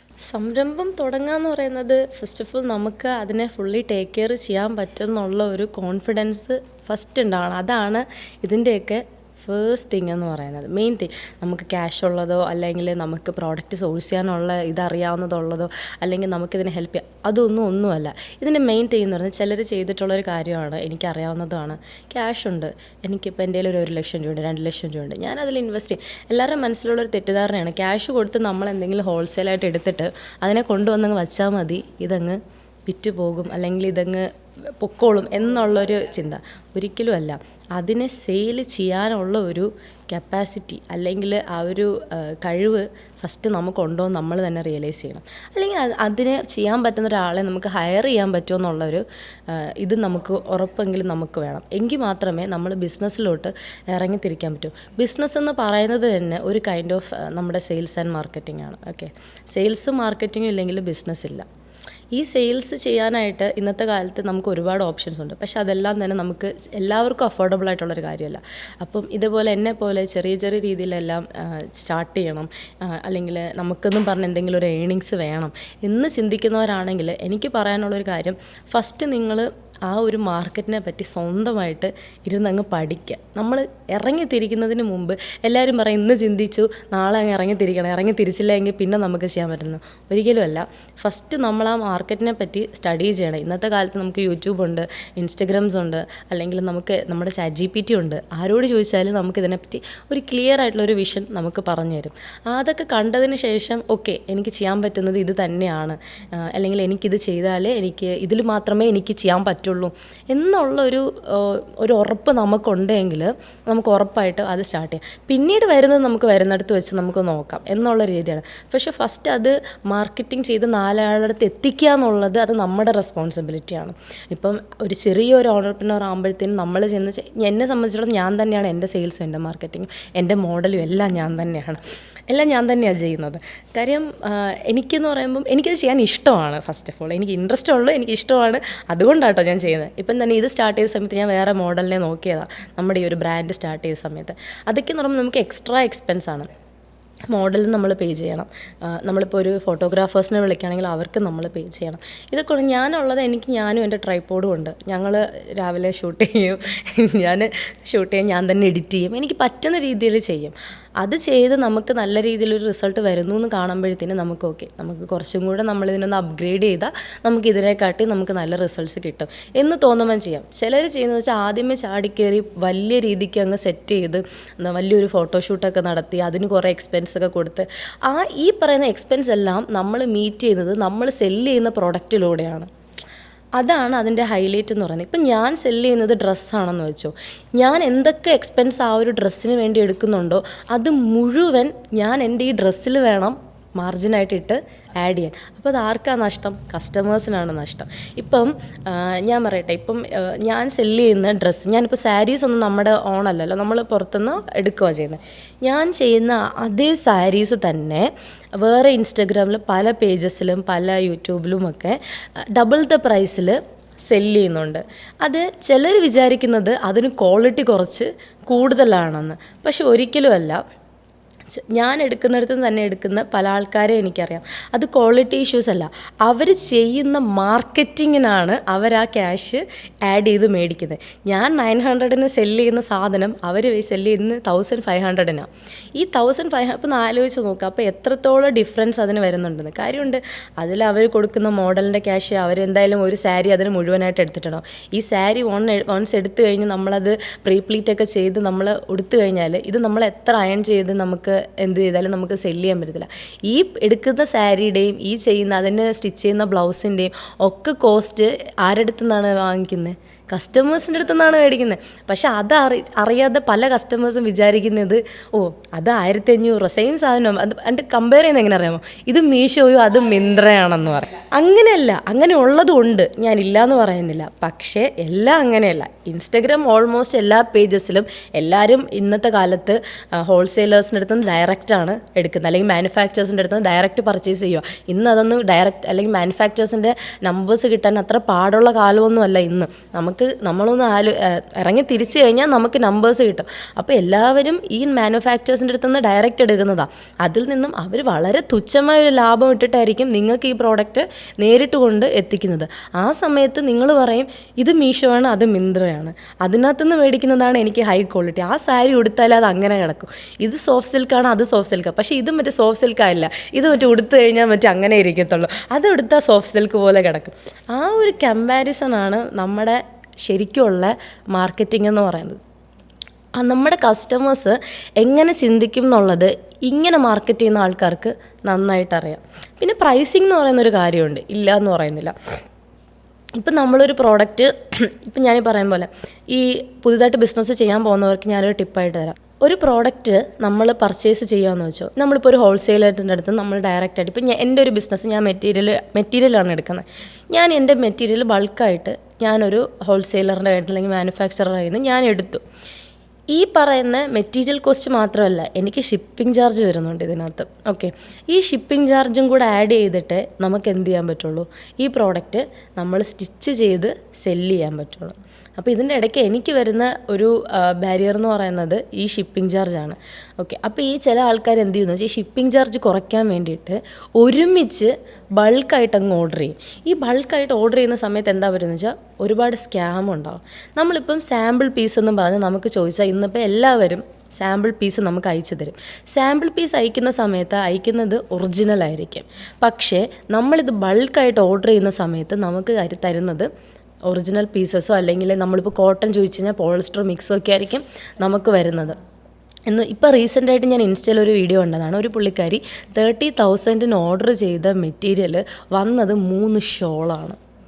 ഒന്ന് ആലോചിച്ച് നോക്കി അവരുടെ അവസ്ഥ. ഇതെന്ന് പറയുന്നത് നമ്മുടെ നാട്ടിൽ, ഇപ്പം കേരളത്തിനകത്തോ അല്ലെങ്കിൽ തമിഴ്നാട്ടിലോ എവിടെയെങ്കിലും ആണെങ്കിൽ നമുക്ക് പോവുകയോ നേരിട്ട് പോവുകയോ എടുക്കുകയോ എന്താണെന്ന് വെച്ചാൽ ചെയ്യാം. ഈ ഗുജറാത്തിൽ നിന്നും സൂറത്തിൽ നിന്നും അല്ലെങ്കിൽ ഈ രാജസ്ഥാനിൽ നിന്നൊക്കെ വരുന്ന മെറ്റീരിയൽസ് നമ്മൾ എവിടെയെന്നും പറഞ്ഞാൽ നമ്മൾ പോകുന്നത്.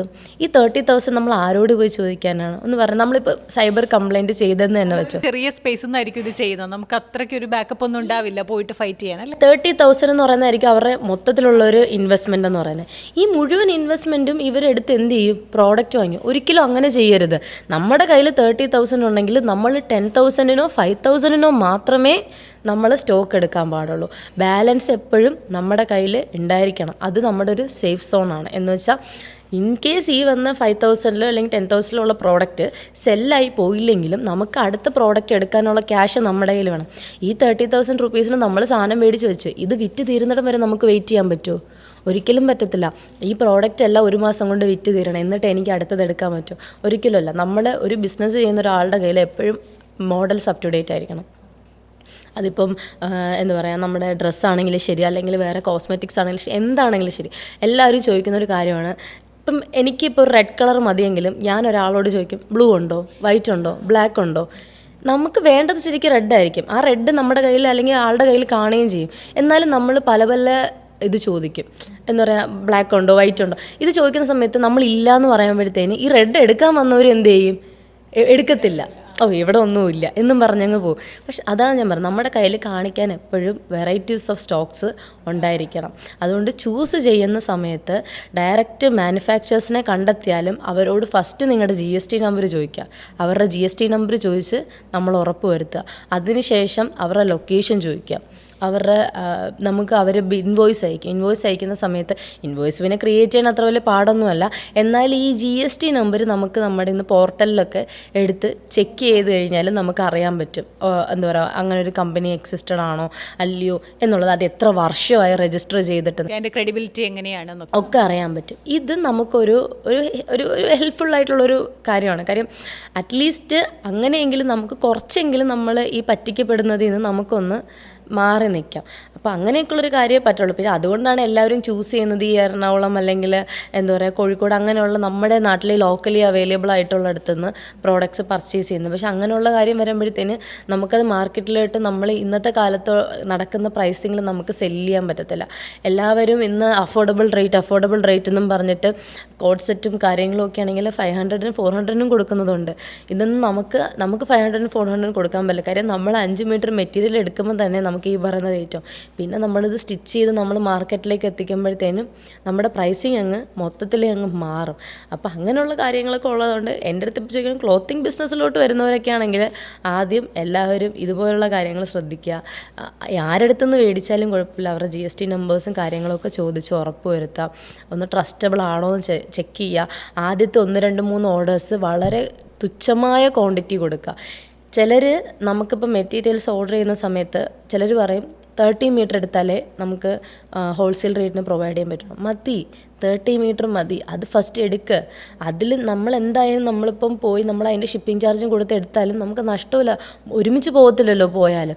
അപ്പം അങ്ങനെ നമ്മൾ കുറേശ്ശെയായിട്ട് നമ്മളെടുത്ത് അവരുമായിട്ടുള്ള ട്രസ്റ്റ് നമ്മൾ ബിൽഡ് ചെയ്തതിന് ശേഷം മാത്രം നമ്മൾ ബൾക്കായിട്ടുള്ള ഓർഡേഴ്സ് കൊടുക്കുക. പക്ഷേ എന്നും പറഞ്ഞിട്ട് ഞാനും ഇപ്പം അങ്ങനെ തന്നെയാണ് ചെയ്യുന്നത്. പക്ഷേ ഒരിക്കലും ഞാൻ അതൊന്നും പറഞ്ഞിട്ട് അതിൻ്റെ ലാഭവും കൂടെ കസ്റ്റമേഴ്സിൻ്റെ അടുത്ത് നിന്ന് എടുക്കാറില്ല.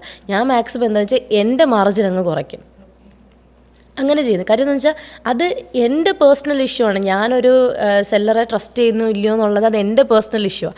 ഞാൻ എൻ്റെ കാര്യത്തിന് വേണ്ടിയിട്ടാണ് ആ പുള്ളിയുടെ അടുത്ത് നിന്ന് 30 മീറ്റർ അല്ലെങ്കിൽ അവർ പറയുന്ന രീതിക്ക് ഞാനത് വാങ്ങുന്നത്. അതെന്തിന് ഞാൻ എൻ്റെ കസ്റ്റമേഴ്സിനെ അടിച്ചേൽപ്പിക്കണം? ഞാൻ ഇത്ര രൂപയ്ക്കാണ് എടുത്തത്, അതുകൊണ്ട് നിങ്ങൾക്ക് ഞാൻ ഇത്ര രൂപയ്ക്ക് സെല്ല് ചെയ്യാൻ പറ്റുള്ളൂ എന്ന് എനിക്ക് ഒരിക്കലും പറയാൻ പറ്റത്തില്ല.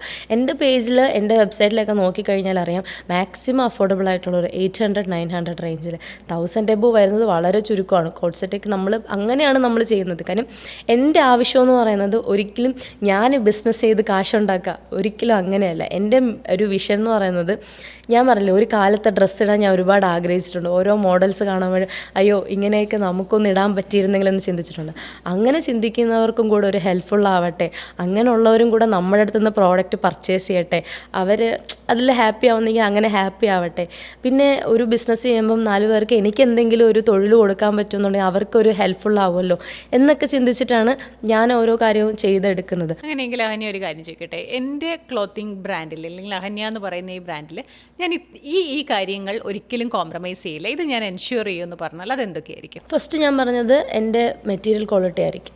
എൻ്റെ മെറ്റീരിയൽ ക്വാളിറ്റി ഞാൻ ഒരിക്കലും കോംപ്രമൈസ് ചെയ്യത്തില്ല.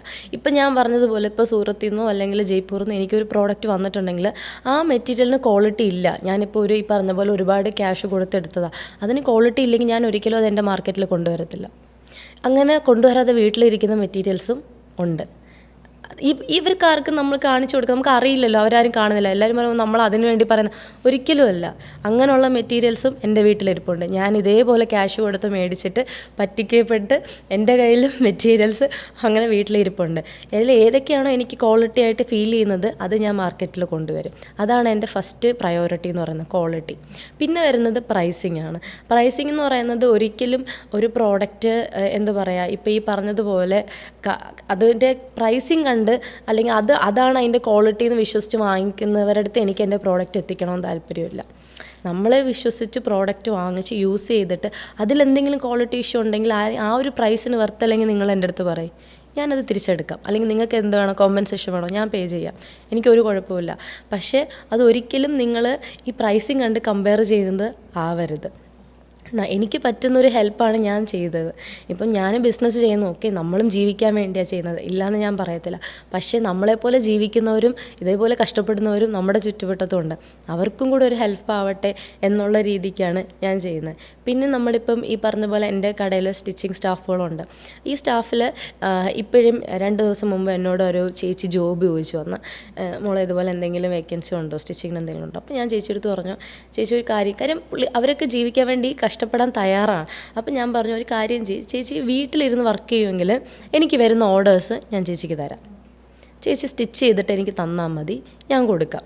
അപ്പം ചേച്ചിക്ക് എത്രയാണോ സ്റ്റിച്ചിങ് ചാർജ് അതിൽ വേണ്ടത് എന്നോട് പറയാം, അത് ഞാൻ വാങ്ങിത്തരാം. അതേ എനിക്ക് ചെയ്ത് കൊടുക്കാൻ പറ്റത്തുള്ളൂ. കാര്യം അങ്ങനെ കഷ്ടപ്പെട്ടിട്ടുള്ള ഒരാളായതുകൊണ്ട് അങ്ങനെയൊക്കെ ചെയ്യുന്നവർക്ക് ഞാൻ എപ്പോഴും ഒരു സപ്പോർട്ടായിട്ട് ചിന്തിക്കാറുണ്ട്. അതേപോലെ നമ്മുടെ ബ്രാൻഡിൽ നിന്ന് കൊടുക്കാൻ പറ്റിയെന്ന് പറയുന്നത് നമ്മൾ ഹോൾസെയിൽ കൊടുക്കുന്നുണ്ട്. വീട്ടിലിരുന്ന് ഇനിയിപ്പോൾ ആർക്കെങ്കിലും ബിസിനസ് സ്റ്റാർട്ട് ചെയ്യണം, ചെറിയൊരു ഓർഡർ കൊടുത്തില്ല. പിന്നെ നമ്മളിപ്പോൾ ബിസിനസ് സ്റ്റാർട്ട് ചെയ്യുമ്പോൾ എല്ലാവരും ഒരു സ്ട്രഗിൾ ചെയ്യുന്ന ഒരു ഫേസ് എന്ന് പറയുന്നത് മിനിമം ഓർഡർ ക്വാണ്ടിറ്റി എന്ന് പറയുന്നതാണ്. ഈ മിനിമം ഓർഡർ ക്വാണ്ടിറ്റി എന്ന് പറയുന്നത് നമ്മളിപ്പോൾ ഒരു ഹോൾസെയിലറിന് പോയി കഴിഞ്ഞാൽ അവർ പറയും, ഇത്ര സെറ്റിൽ ഈ കളറിൽ ഇത്ര സെറ്റ് നിങ്ങൾ എടുക്കണം, അല്ലെങ്കിൽ ഇത്ര എമൗണ്ടിന് നിങ്ങൾ പർച്ചേസ് ചെയ്യണമെന്ന് പറയും. ഇതെന്ന് പറയുന്നത് എല്ലാവർക്കും അഫോർഡബിൾ ആയിരിക്കത്തില്ല. ഇപ്പോൾ ഞാനൊരു കാര്യം പറയട്ടെ, വീട്ടിലിരുന്ന് സെല്ല് ചെയ്യുന്ന ഒരാളാണ്, ആൾക്ക് ഒരേ കളറിൽ 4 ഡ്രസ്സ് എടുത്ത് വെച്ച് കഴിഞ്ഞാൽ ചിലപ്പോൾ അത് പോയെന്ന് വരില്ല. ഈ 4 ഡ്രസ്സിന് തന്നെ നല്ലൊരു എമൗണ്ട് എന്തായാലും ആവും. അപ്പം എനിക്ക് ചെയ്തു കൊടുക്കാൻ പറ്റുന്ന ഒരു ഹെൽപ്പ് എന്ന് പറയുന്നത്, കാര്യം ഞാൻ സ്ട്രഗിൾ ചെയ്തിട്ടുള്ളൊരു പാർട്ടും അതായതുകൊണ്ട് നമ്മുടെ അടുത്തുനിന്ന് മിനിമം ഒരു 10 പീസ് എടുത്താൽ മതി. അതിന് സൈസസ് നമ്മൾ പറയുന്നില്ല. നിങ്ങൾക്ക് ഇഷ്ടമുള്ള സൈസസ്, ഇഷ്ടമുള്ള ഡ്രസ്സ് നിങ്ങൾക്ക് കസ്റ്റം ചെയ്തെടുക്കാം. 10 പീസ് മിനിമം എടുത്താൽ മതി. 10 പീസെങ്കിലും എടുത്തില്ലെങ്കിൽ നമുക്കും അങ്ങനെ പ്രൊവൈഡ് ചെയ്യാൻ പറ്റത്തില്ല. ഒരു 10-15 പീസ് എടുത്തില്ലെങ്കിൽ നമുക്കും അങ്ങനെ കൊടുക്കാൻ പറ്റത്തില്ല. അപ്പം അങ്ങനെ എടുക്കുകയാണെന്നുണ്ടെങ്കിൽ നമ്മളും അത് മാക്സിമം ഹോൾസെയിൽ പ്രൈസിൽ തന്നെ നമ്മളും അത് ചെയ്തു കൊടുക്കും. വീട്ടിലിരുന്ന് നിങ്ങൾക്ക് ബിസിനസ് സ്റ്റാർട്ട് ചെയ്യണമെങ്കിൽ അങ്ങനെയും ചെയ്യാം. പിന്നെ ഒരു റീസെല്ലിംഗ് ഓപ്ഷൻ നമ്മൾ കൊടുക്കുന്നുണ്ട്. നമ്മുടെ പ്രോഡക്റ്റ് കാറ്റലോഗ് നിങ്ങൾ വീട്ടിലിരുന്ന് തന്നെ ശരിയാണ്, ഞാൻ ആദ്യമായിട്ട് ചെയ്ത എൻ്റെ ഒരു ജോലി. അപ്പോൾ അതുപോലെ നിങ്ങൾക്ക് ചെയ്യാം. അങ്ങനെ ചെയ്തിട്ട് നമ്മളിപ്പോൾ ഡ്രോപ്പ് ഷിപ്പിംഗ് എന്ന് പറയും അതിന്, റീസെല്ലിംഗ് എന്നല്ല, ഇപ്പോൾ ഡ്രോപ്പ് ഷിപ്പിംഗ് എന്ന് പറയും. അവർ ഓർഡർ എടുക്കുന്നു, നമുക്ക് തരുന്നു, നമ്മളത് ഇവിടുന്ന് അവരുടെ അഡ്രസ്സ് ഫ്രമും ടൂവും വച്ചിട്ട് നമ്മളിവിടുന്ന് അത് അയക്കുന്നു. അപ്പം പ്രോഡക്റ്റ് അവരുടെ പേജിൽ നിന്ന് പോയതുപോലെ ആവും. അതും നമ്മൾ ചെയ്തു കൊടുക്കുന്നുണ്ട്. പിന്നെ നമ്മൾ കൊടുക്കുന്നത് ഈ പുറത്ത്, ഈ UK അതുപോലെയുള്ള ഈ കാനഡ, പിന്നെ നമ്മുടെ ദുബായിലൊക്കെ ഈ പുറത്ത് രാജ്യത്ത്, ഇത്ര രാജ്യമല്ല, പുറത്ത് രാജ്യങ്ങളിലുള്ളവർക്ക് ഈ ബിസിനസ് വീട്ടിലിരുന്ന് ബിസിനസ് ചെയ്യണമെന്നുണ്ടെങ്കിൽ അവർക്കും നമ്മുടെ അടുത്തുനിന്ന് ഒരു 15 പീസസ്, പുറത്തോട്ടൊക്കെയാണ് ഷിപ്പ് ചെയ്യുന്നതെങ്കിൽ മിനിമം 15 to 20 പീസസ് എടുക്കുവാണെങ്കിൽ, സൈസില്ല, നിങ്ങൾക്ക് ഏത് സൈസ് വേണമെങ്കിലും ചൂസ് ചെയ്യാം. നമ്മൾ ഹോൾസെയിൽ റേറ്റിൽ കൊടുക്കും. നിങ്ങൾക്കിത് ഇവിടുന്ന് ഷിപ്പ് ചെയ്ത് അവിടെ നിങ്ങൾക്ക് എന്തായാലും സെല്ല് ചെയ്യാൻ പറ്റും. അങ്ങനൊരു ഓപ്ഷൻസ് എന്നെക്കൊണ്ട് പറ്റുന്നതൊക്കെ ഞാൻ ഇതിനകത്ത് ഇൻക്ലൂഡ് ചെയ്തിട്ടുണ്ട്. ചെറിയൊരു സ്ഥാപനമാണ്, പക്ഷേ എന്നെക്കൊണ്ട് പറ്റുന്നതൊക്കെ ഞാൻ അതിനകത്ത് ഇൻക്ലൂഡ് ചെയ്യുന്നുണ്ട്. ഇങ്ങനെ പറയുന്നൊരു പെൺകുട്ടിയോട് ചോദിക്കാനുള്ളതാണ്, ഒരു 10 വർഷക്കാലം അല്ലെങ്കിൽ ഒരു കുറച്ച് കാലം മുന്നോട്ട് നോക്കുമ്പോൾ എന്താണ് ഒരു സ്വപ്നം? ഈ ബ്രാൻഡിനെ ഇനി എങ്ങോട്ട് എത്തിക്കണം എന്നുള്ളതാണ് ഒരു സ്വപ്നം. ഇതേപോലെ ഒരുപാട് പെൺകുട്ടികൾ ഇൻഡിപെൻഡൻ്റ് ആയിട്ടിരിക്കണം. അവർക്ക് ചെയ്യാൻ പറ്റുന്ന കാര്യങ്ങൾക്ക്, അല്ലെങ്കിൽ അവർക്ക് എന്തെങ്കിലും കാര്യങ്ങൾ ചെയ്യണം എന്നുണ്ടെങ്കിൽ, എനിക്ക് പറ്റുന്നതാണെങ്കിൽ ഞാനതിന് ഹെൽപ്പ് ചെയ്യണം. അങ്ങനെ ഹെൽപ്പ് ചെയ്യണം എന്നുണ്ടെങ്കിൽ എനിക്ക് കാശ് വേണം, അല്ലേ? അപ്പം ആ ഒരു സ്റ്റേജാണ് ഇപ്പോൾ ഞാൻ പോയിക്കൊണ്ടിരിക്കുന്നത്. മാക്സിമം എന്നെക്കൊണ്ട് പറ്റുന്ന ഹെൽപ്പ് ചെയ്തു കൊടുക്കുക. എല്ലാവരും ഇൻഡിപെൻഡൻ്റ് ആയിട്ടിരിക്കുക. കാര്യം ഇൻഡിപെൻഡൻ്റ് ആണെങ്കിൽ മാത്രമേ നമുക്ക് ഈ പറയും പോലെ എന്ത് പറയാൻ, ഒരു ഈഗോ ക്ലാഷ് ഇല്ലാണ്ടിരിക്കത്തുള്ളൂ. ഒരു വൈഫാണ്, നമ്മളിപ്പോൾ ഒരു വൈഫാണെന്നുണ്ടെങ്കിൽ നമ്മളിപ്പം ഹസ്ബൻഡിൻ്റെ കയ്യിൽ നിന്ന് ക്യാഷ് മേടിക്കുക എന്ന് പറയുന്നത് എല്ലാവർക്കും നമ്മൾ മേടിക്കത്തില്ല എന്നല്ല, പക്ഷെ നമുക്ക് മേടിക്കുന്നതിന് ഒരു ലിമിറ്റുണ്ട്.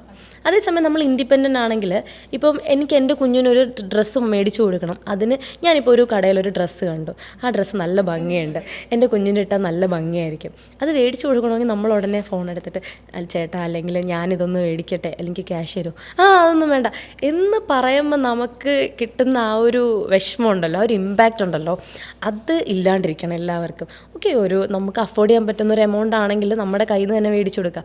അതിന് എനിക്ക് ചെയ്യാൻ പറ്റുന്ന കാര്യം എന്ന് പറയുന്നത്, നമ്മുടെ പ്രോഡക്റ്റ് ഞാൻ ഹോൾസെയിലായിട്ട് കൊണ്ടുപോകാനാണ് അങ്ങോട്ട് ഉദ്ദേശിക്കുന്നത്. റീറ്റെയിലിനെക്കാട്ടിയും ഹോൾസെയിലായിട്ട് കൊണ്ടുപോവുക, ഒരുപാട് പേർക്ക് മാക്സിമം റേറ്റ് കുറച്ച് ഹോൾസെയിലായിട്ട് പ്രോഡക്റ്റ് കൊടുക്കാൻ പറ്റണം. ഒരു അങ്ങോട്ട് മുമ്പോട്ട് പോകുന്നൊരു 5 to 10 ഇയേഴ്സിൽ എൻ്റെ ഇനി അങ്ങോട്ടുള്ള ജേണി അതിന് വേണ്ടിയിട്ടായിരിക്കും. എങ്ങനെ നമുക്ക് കുറച്ചും കൂടെ പ്രൈസ് കോംപ്രമൈസ് ചെയ്യാം, നല്ല ക്വാളിറ്റി പ്രോഡക്റ്റ്സ് കൊടുക്കാം, അതിന് എത്രത്തോളം നമ്മൾ ഇറങ്ങി നോക്കി ചെയ്ത് പറ്റുമോ അതൊക്കെ ചെയ്യുക, അങ്ങനെ എല്ലാവരെയും ഹെൽപ്പ് ചെയ്യുക, അങ്ങനെ ഒരു വിഷനുണ്ട്. പിന്നെ നമ്മുടെ സ്ഥാപനവും 4 പേര് അറിയുന്ന രീതിയിൽ കൊണ്ടുവരണം, ഒരുപാട് ബ്രാഞ്ചസ് ഓപ്പൺ ചെയ്യണം എന്നൊക്കെ ഉള്ള ഓരോരോ ചെറിയ ചെറിയ ആഗ്രഹങ്ങൾ. കുടുംബം കണ്ടിട്ടുണ്ട്, അതിൻ്റെ തകർച്ച കണ്ടിട്ടുണ്ട്, സ്ട്രഗിൾ ചെയ്തിട്ടുള്ള ലൈഫുണ്ട്, അവിടെയും കുറേ ബുദ്ധിമുട്ട് കണ്ടിട്ടുണ്ട്, ഇപ്പോൾ സക്സസ് ആയി മുന്നോട്ട് പോകുന്നുണ്ട്. ഇത്രയും ഒരു കാലത്തിനിടയിൽ ഏറ്റവും ഇമ്പോർട്ടൻ്റ് ആയ ഒരു കാര്യം ഇതിൽ നിന്ന് പിക്ക് ചെയ്യുമോ? നിങ്ങൾക്ക് ജീവിക്കാൻ ഒരു കാര്യം ഇത് വളരെ ഇമ്പോർട്ടൻ്റ് ആണ്, ഇത് നിങ്ങൾ ഒഴിവാക്കരുതെന്ന് പറഞ്ഞാൽ എന്തായിരിക്കും ഒരു പിക്ക്? എന്തായിരിക്കും ജീവിക്കാൻ ഇമ്പോർട്ടൻ്റ് ആണ് എന്ന് ചോദിക്കണമെന്നുണ്ടെങ്കിൽ ഓഫ് കോഴ്സ് നമുക്ക് നല്ലൊരു എഡ്യൂക്കേഷൻ വേണം, നല്ലൊരു ജോബ് വേണം, അല്ലെങ്കിൽ എന്താ പറയുക, ഈ പറയുന്ന ക്യാഷോ അല്ലെങ്കിൽ ഈ പറയുന്ന ആൾക്കാരോ ആരും നമ്മുടെ കൂടെ ഉണ്ടാവത്തില്ല. നല്ലൊരു എഡ്യൂക്കേഷൻ എന്തായാലും എല്ലാവർക്കും വേണം. എന്നെപ്പോലെ ആരുടെയും വാക്ക് കേട്ട് സ്വന്തം എഡ്യൂക്കേഷൻ ഡ്രോപ്പ് ചെയ്ത് വിവാഹത്തിലേക്കൊന്നും പോകരുത് ഒരിക്കലും. കാര്യം നമ്മൾ എവിടെയെങ്കിലും ഏതെങ്കിലും ഒരു നാട്ടിൽ പോയി കഴിഞ്ഞാൽ നമ്മളെ ഹെൽപ്പ് ചെയ്യുന്നത് നമ്മുടെ ആ ഒരു എഡ്യൂക്കേഷൻ മാത്രമായിരിക്കും. വേറെ ഒന്നും കൊണ്ടും നമുക്ക് ചെയ്യാൻ പറ്റില്ല. പിന്നെ നമുക്ക് ഈ പറയുന്ന പോലെ സ്വന്തമായിട്ടുള്ളൊരു കോൺഫിഡൻസ്, ഈ കോൺഫിഡൻസ് എന്ന് പറഞ്ഞാൽ എന്ത് വന്നാലും നമുക്ക് നേരിടാം എന്നുള്ളൊരു കോൺഫിഡൻസ് നമുക്കുണ്ടെന്നുണ്ടെങ്കിൽ നമുക്ക് എവിടെ പോയാലും ഏത് നാട്ടിൽ പോയാലും നമുക്ക് ജീവിക്കാൻ പറ്റും. ഇവൻ നമുക്ക് വേറെ ഈ നാട്ടിൽ മാത്രമല്ല, നമുക്ക് ബിസിനസ് ചെയ്യാൻ വേറെ ഒരുപാട് രാജ്യങ്ങളുണ്ട്. അവിടേക്ക് പോയി ബിസിനസ് ചെയ്താൽ എനിക്കൊന്ന് കേരളത്തിൽ ബിസിനസ് ചെയ്യുന്നതിനെക്കാട്ടിയും സക്സസ് റേറ്റ് കൂടുതലാണ് പുറത്ത് രാജ്യങ്ങളിൽ ബിസിനസ് ചെയ്യുന്നതൊക്കെ. അതിനൊക്കെ വേണ്ടിയിട്ടുള്ളൊരു കോൺഫിഡൻസ് വേണം. നിങ്ങളിങ്ങനെ വീട്ടിലിരുന്നിട്ട് നിങ്ങളുടെ ലൈഫ് MBA വരെ പഠിച്ചിട്ട് വീട്ടിലിരിക്കുന്ന ആൾക്കാരെയും എനിക്കറിയാം. ഇങ്ങനെയൊക്കെ പഠിച്ചിട്ട് വീട്ടിലിരിക്കുന്ന നിങ്ങൾക്ക് പറ്റുന്നത് ഫസ്റ്റ് സ്റ്റേജ് എന്ന് പറയുന്നത് നമ്മൾ വീട്ടിലിരുന്ന് നമുക്ക് എന്ത് ചെയ്യാമെന്ന് ആലോചിക്കുക. എല്ലാവരെയും വെറുപ്പിക്കാണ്ട് നമ്മൾ വീട്ടിലിരുന്ന് എന്ത് ചെയ്യാമെന്ന് ആലോചിക്കുക. വീട്ടിലിരുന്ന് നിങ്ങൾക്ക് പറ്റുന്ന രീതിയിൽ നിങ്ങൾ നോക്കുക, ട്രൈ ചെയ്യുക. ഇന്ന് നമ്മുടെ സോഷ്യൽ മീഡിയ അതിനൊക്കെ ഓപ്പണാണ്, ഒക്കെ നിങ്ങൾ അതിനെ ട്രൈ ചെയ്യുക. അതിനുശേഷം പതിയെ പതിയെ നിങ്ങൾ നിങ്ങളുടെ ചുവടുകൾ പുറത്തോട്ട് കൊണ്ടുവരിക. അങ്ങനെ നിങ്ങളെല്ലാവരും സക്സീഡ് ആവുക. അതുമാത്രമേ എനിക്ക് പറയാനുള്ളൂ. ആരും ഒന്നുമില്ലയെന്ന് വിചാരിച്ചിരിക്കരുത്. നമുക്കെല്ലാം നമ്മൾ തന്നെ വേണം ക്രിയേറ്റ് ചെയ്യാനായിട്ട്. ഒരാളും കൊണ്ടുതരും എന്ന് വിചാരിച്ച് ഒരിക്കലും ജീവിക്കരുത്. നമ്മുടെ കൂടെ ആരെങ്കിലും വരും അല്ലെങ്കിൽ നമുക്ക് ആരെങ്കിലും കൊണ്ടുതരും എന്നൊന്നും വിചാരിച്ച് ആരും ജീവിക്കരുത്. മാക്സിമം നമ്മുടെ കാര്യങ്ങളെങ്കിലും നോക്കാനുള്ളൊരു കപ്പാസിറ്റി, കേപ്പബിലിറ്റി നമുക്കുണ്ട് എന്നുള്ള രീതിയിൽ വളരണം. അതുമാത്രമേ എനിക്ക് പറയാനായിട്ടുള്ളൂ. എൻ്റെ ഒരു എക്സ്റ്റൻഷനായിട്ട് ചോദിക്കട്ടെ, ഈ പറഞ്ഞതിൻ്റെ ഒക്കെ ബാക്കിയായിട്ട് ഈ പൈസ എത്ര ഇമ്പോർട്ടൻ്റ് ആണ്? പ്രത്യേകിച്ച് ഒരു സ്ത്രീക്ക് പണം എത്ര ഇമ്പോർട്ടൻ്റ് ആണ്? ഒരുപാട് ഇമ്പോർട്ടൻ്റ് ആണ്. ക്യാഷ് ഇല്ലെങ്കിൽ നമ്മളെ ഒരു മനുഷ്യനും തിരിഞ്ഞു പോലും നോക്കത്തില്ല. അത് ഞാൻ എൻ്റെ പേഴ്സണൽ ലൈഫിൽ നിന്ന് പഠിച്ചൊരു കാര്യമാണ്. ഇപ്പം നമുക്ക് ക്യാഷ് ഉണ്ടെങ്കിൽ എല്ലാവരും നമ്മളെ ചുറ്റും കാണും. നമ്മളെന്താവശ്യമാണ്, ഇപ്പം ഞാൻ പറയില്ല, ഞാൻ ഇന്നിപ്പോൾ ഒരാളെ വിളിച്ചിട്ട് എനിക്ക് 10 ലക്ഷം രൂപ വേണമെന്ന് പറഞ്ഞാൽ അയാൾക്ക് തരാനുള്ള കപ്പാസിറ്റി ഉണ്ടെങ്കിൽ എനിക്ക് തരും. അങ്ങനെ ഒരു ഇത് നമ്മൾ ബിൽഡ് ചെയ്തെടുക്കണം. നമ്മൾ ഒരിടത്തും ചോദിക്കണമെന്നല്ല, പക്ഷേ നമ്മളൊരു വാല്യൂ നമ്മൾ തന്നെ ക്രിയേറ്റ് ചെയ്യണം. ഇന്ന് ആ ഒരു വാല്യൂ ഞാൻ ക്രിയേറ്റ് ചെയ്യാൻ എനിക്ക് പറ്റിയതുകൊണ്ടാണ് ഇന്ന് ഞാനിങ്ങനെ ഇവിടെ വന്നിരുന്ന് എനിക്ക് സംസാരിക്കാൻ പറ്റുന്നത്, അല്ലേ? അതേപോലെ നമുക്കുള്ളൊരു വാല്യൂ വേറെ ഒരാൾ ക്രിയേറ്റ് ചെയ്യാൻ നിങ്ങൾ ഇട കൊടുക്കരുത്. നമ്മുടെ വാല്യൂ നമ്മൾ തന്നെ ക്രിയേറ്റ് ചെയ്യുക. മാക്സിമം ഈ പറഞ്ഞ ക്യാഷ് എന്ന് പറയുന്നത്, പിന്നെ ചിലർ പറയാറുണ്ട് ഇൻഡിപെൻഡൻ്റ് ആയിട്ട് അതിപ്പോൾ അഹങ്കാരമാണ്. അങ്ങനെ ഒരിക്കലും അല്ല. അങ്ങനെ ജീവിക്കുന്നവരും കാണും, എനിക്കറിയത്തില്ല. പക്ഷേ ഒരു സ്ത്രീ എന്നുള്ളൊരു രീതിക്ക് ക്യാഷ് എന്ന് പറയുന്നത് വളരെ ഇമ്പോർട്ടൻ്റ് ആണ്. നിങ്ങളുടേതായ കാര്യങ്ങൾ, നമ്മുടെ പേഴ്സണൽ ആവശ്യങ്ങൾ നമ്മൾ മേടിക്കേണ്ടത് ഒരുപാട് സാഹചര്യങ്ങൾ നമുക്ക് വരാറുണ്ട്, അല്ലേ? അതിന് പോലും നമ്മുടെ കയ്യിൽ ക്യാഷ് ഇല്ല എന്ന് പറയുമ്പം അങ്ങനെയാണ് ഫസ്റ്റ് ഓഫ് ഓൾ ഒരു പെണ്ണെന്ന് പറയുന്ന ആളുടെ ജീവിതം വീട്ടിനകത്ത് അടങ്ങി പോകുന്നത്. എന്ന് വെച്ചാൽ നമ്മൾ ധിക്കാരം കാണിച്ച് പുറത്തോട്ട് പോയി കഴിഞ്ഞാൽ ഇതുപോലും മേടിക്കാനുള്ളൊരു ക്യാഷ് നമുക്ക് എങ്ങൊന്നും കിട്ടില്ല എന്ന് ചിന്തിക്കുന്ന ഒരു പോയിൻ്റ് ഉണ്ടല്ലോ. അവിടെ നിന്നാണ് എല്ലാവരും ഒതുങ്ങിക്കൂടി വീട്, കുടുംബം എന്നും പറഞ്ഞ് പോകുന്നത്. ഇന്നത്തെ കാലത്ത് വർക്കിംഗ് വുമൻസിന് കുട്ടികളുണ്ട്, അവർ കുട്ടികളെ നോക്കുന്നുണ്ട്.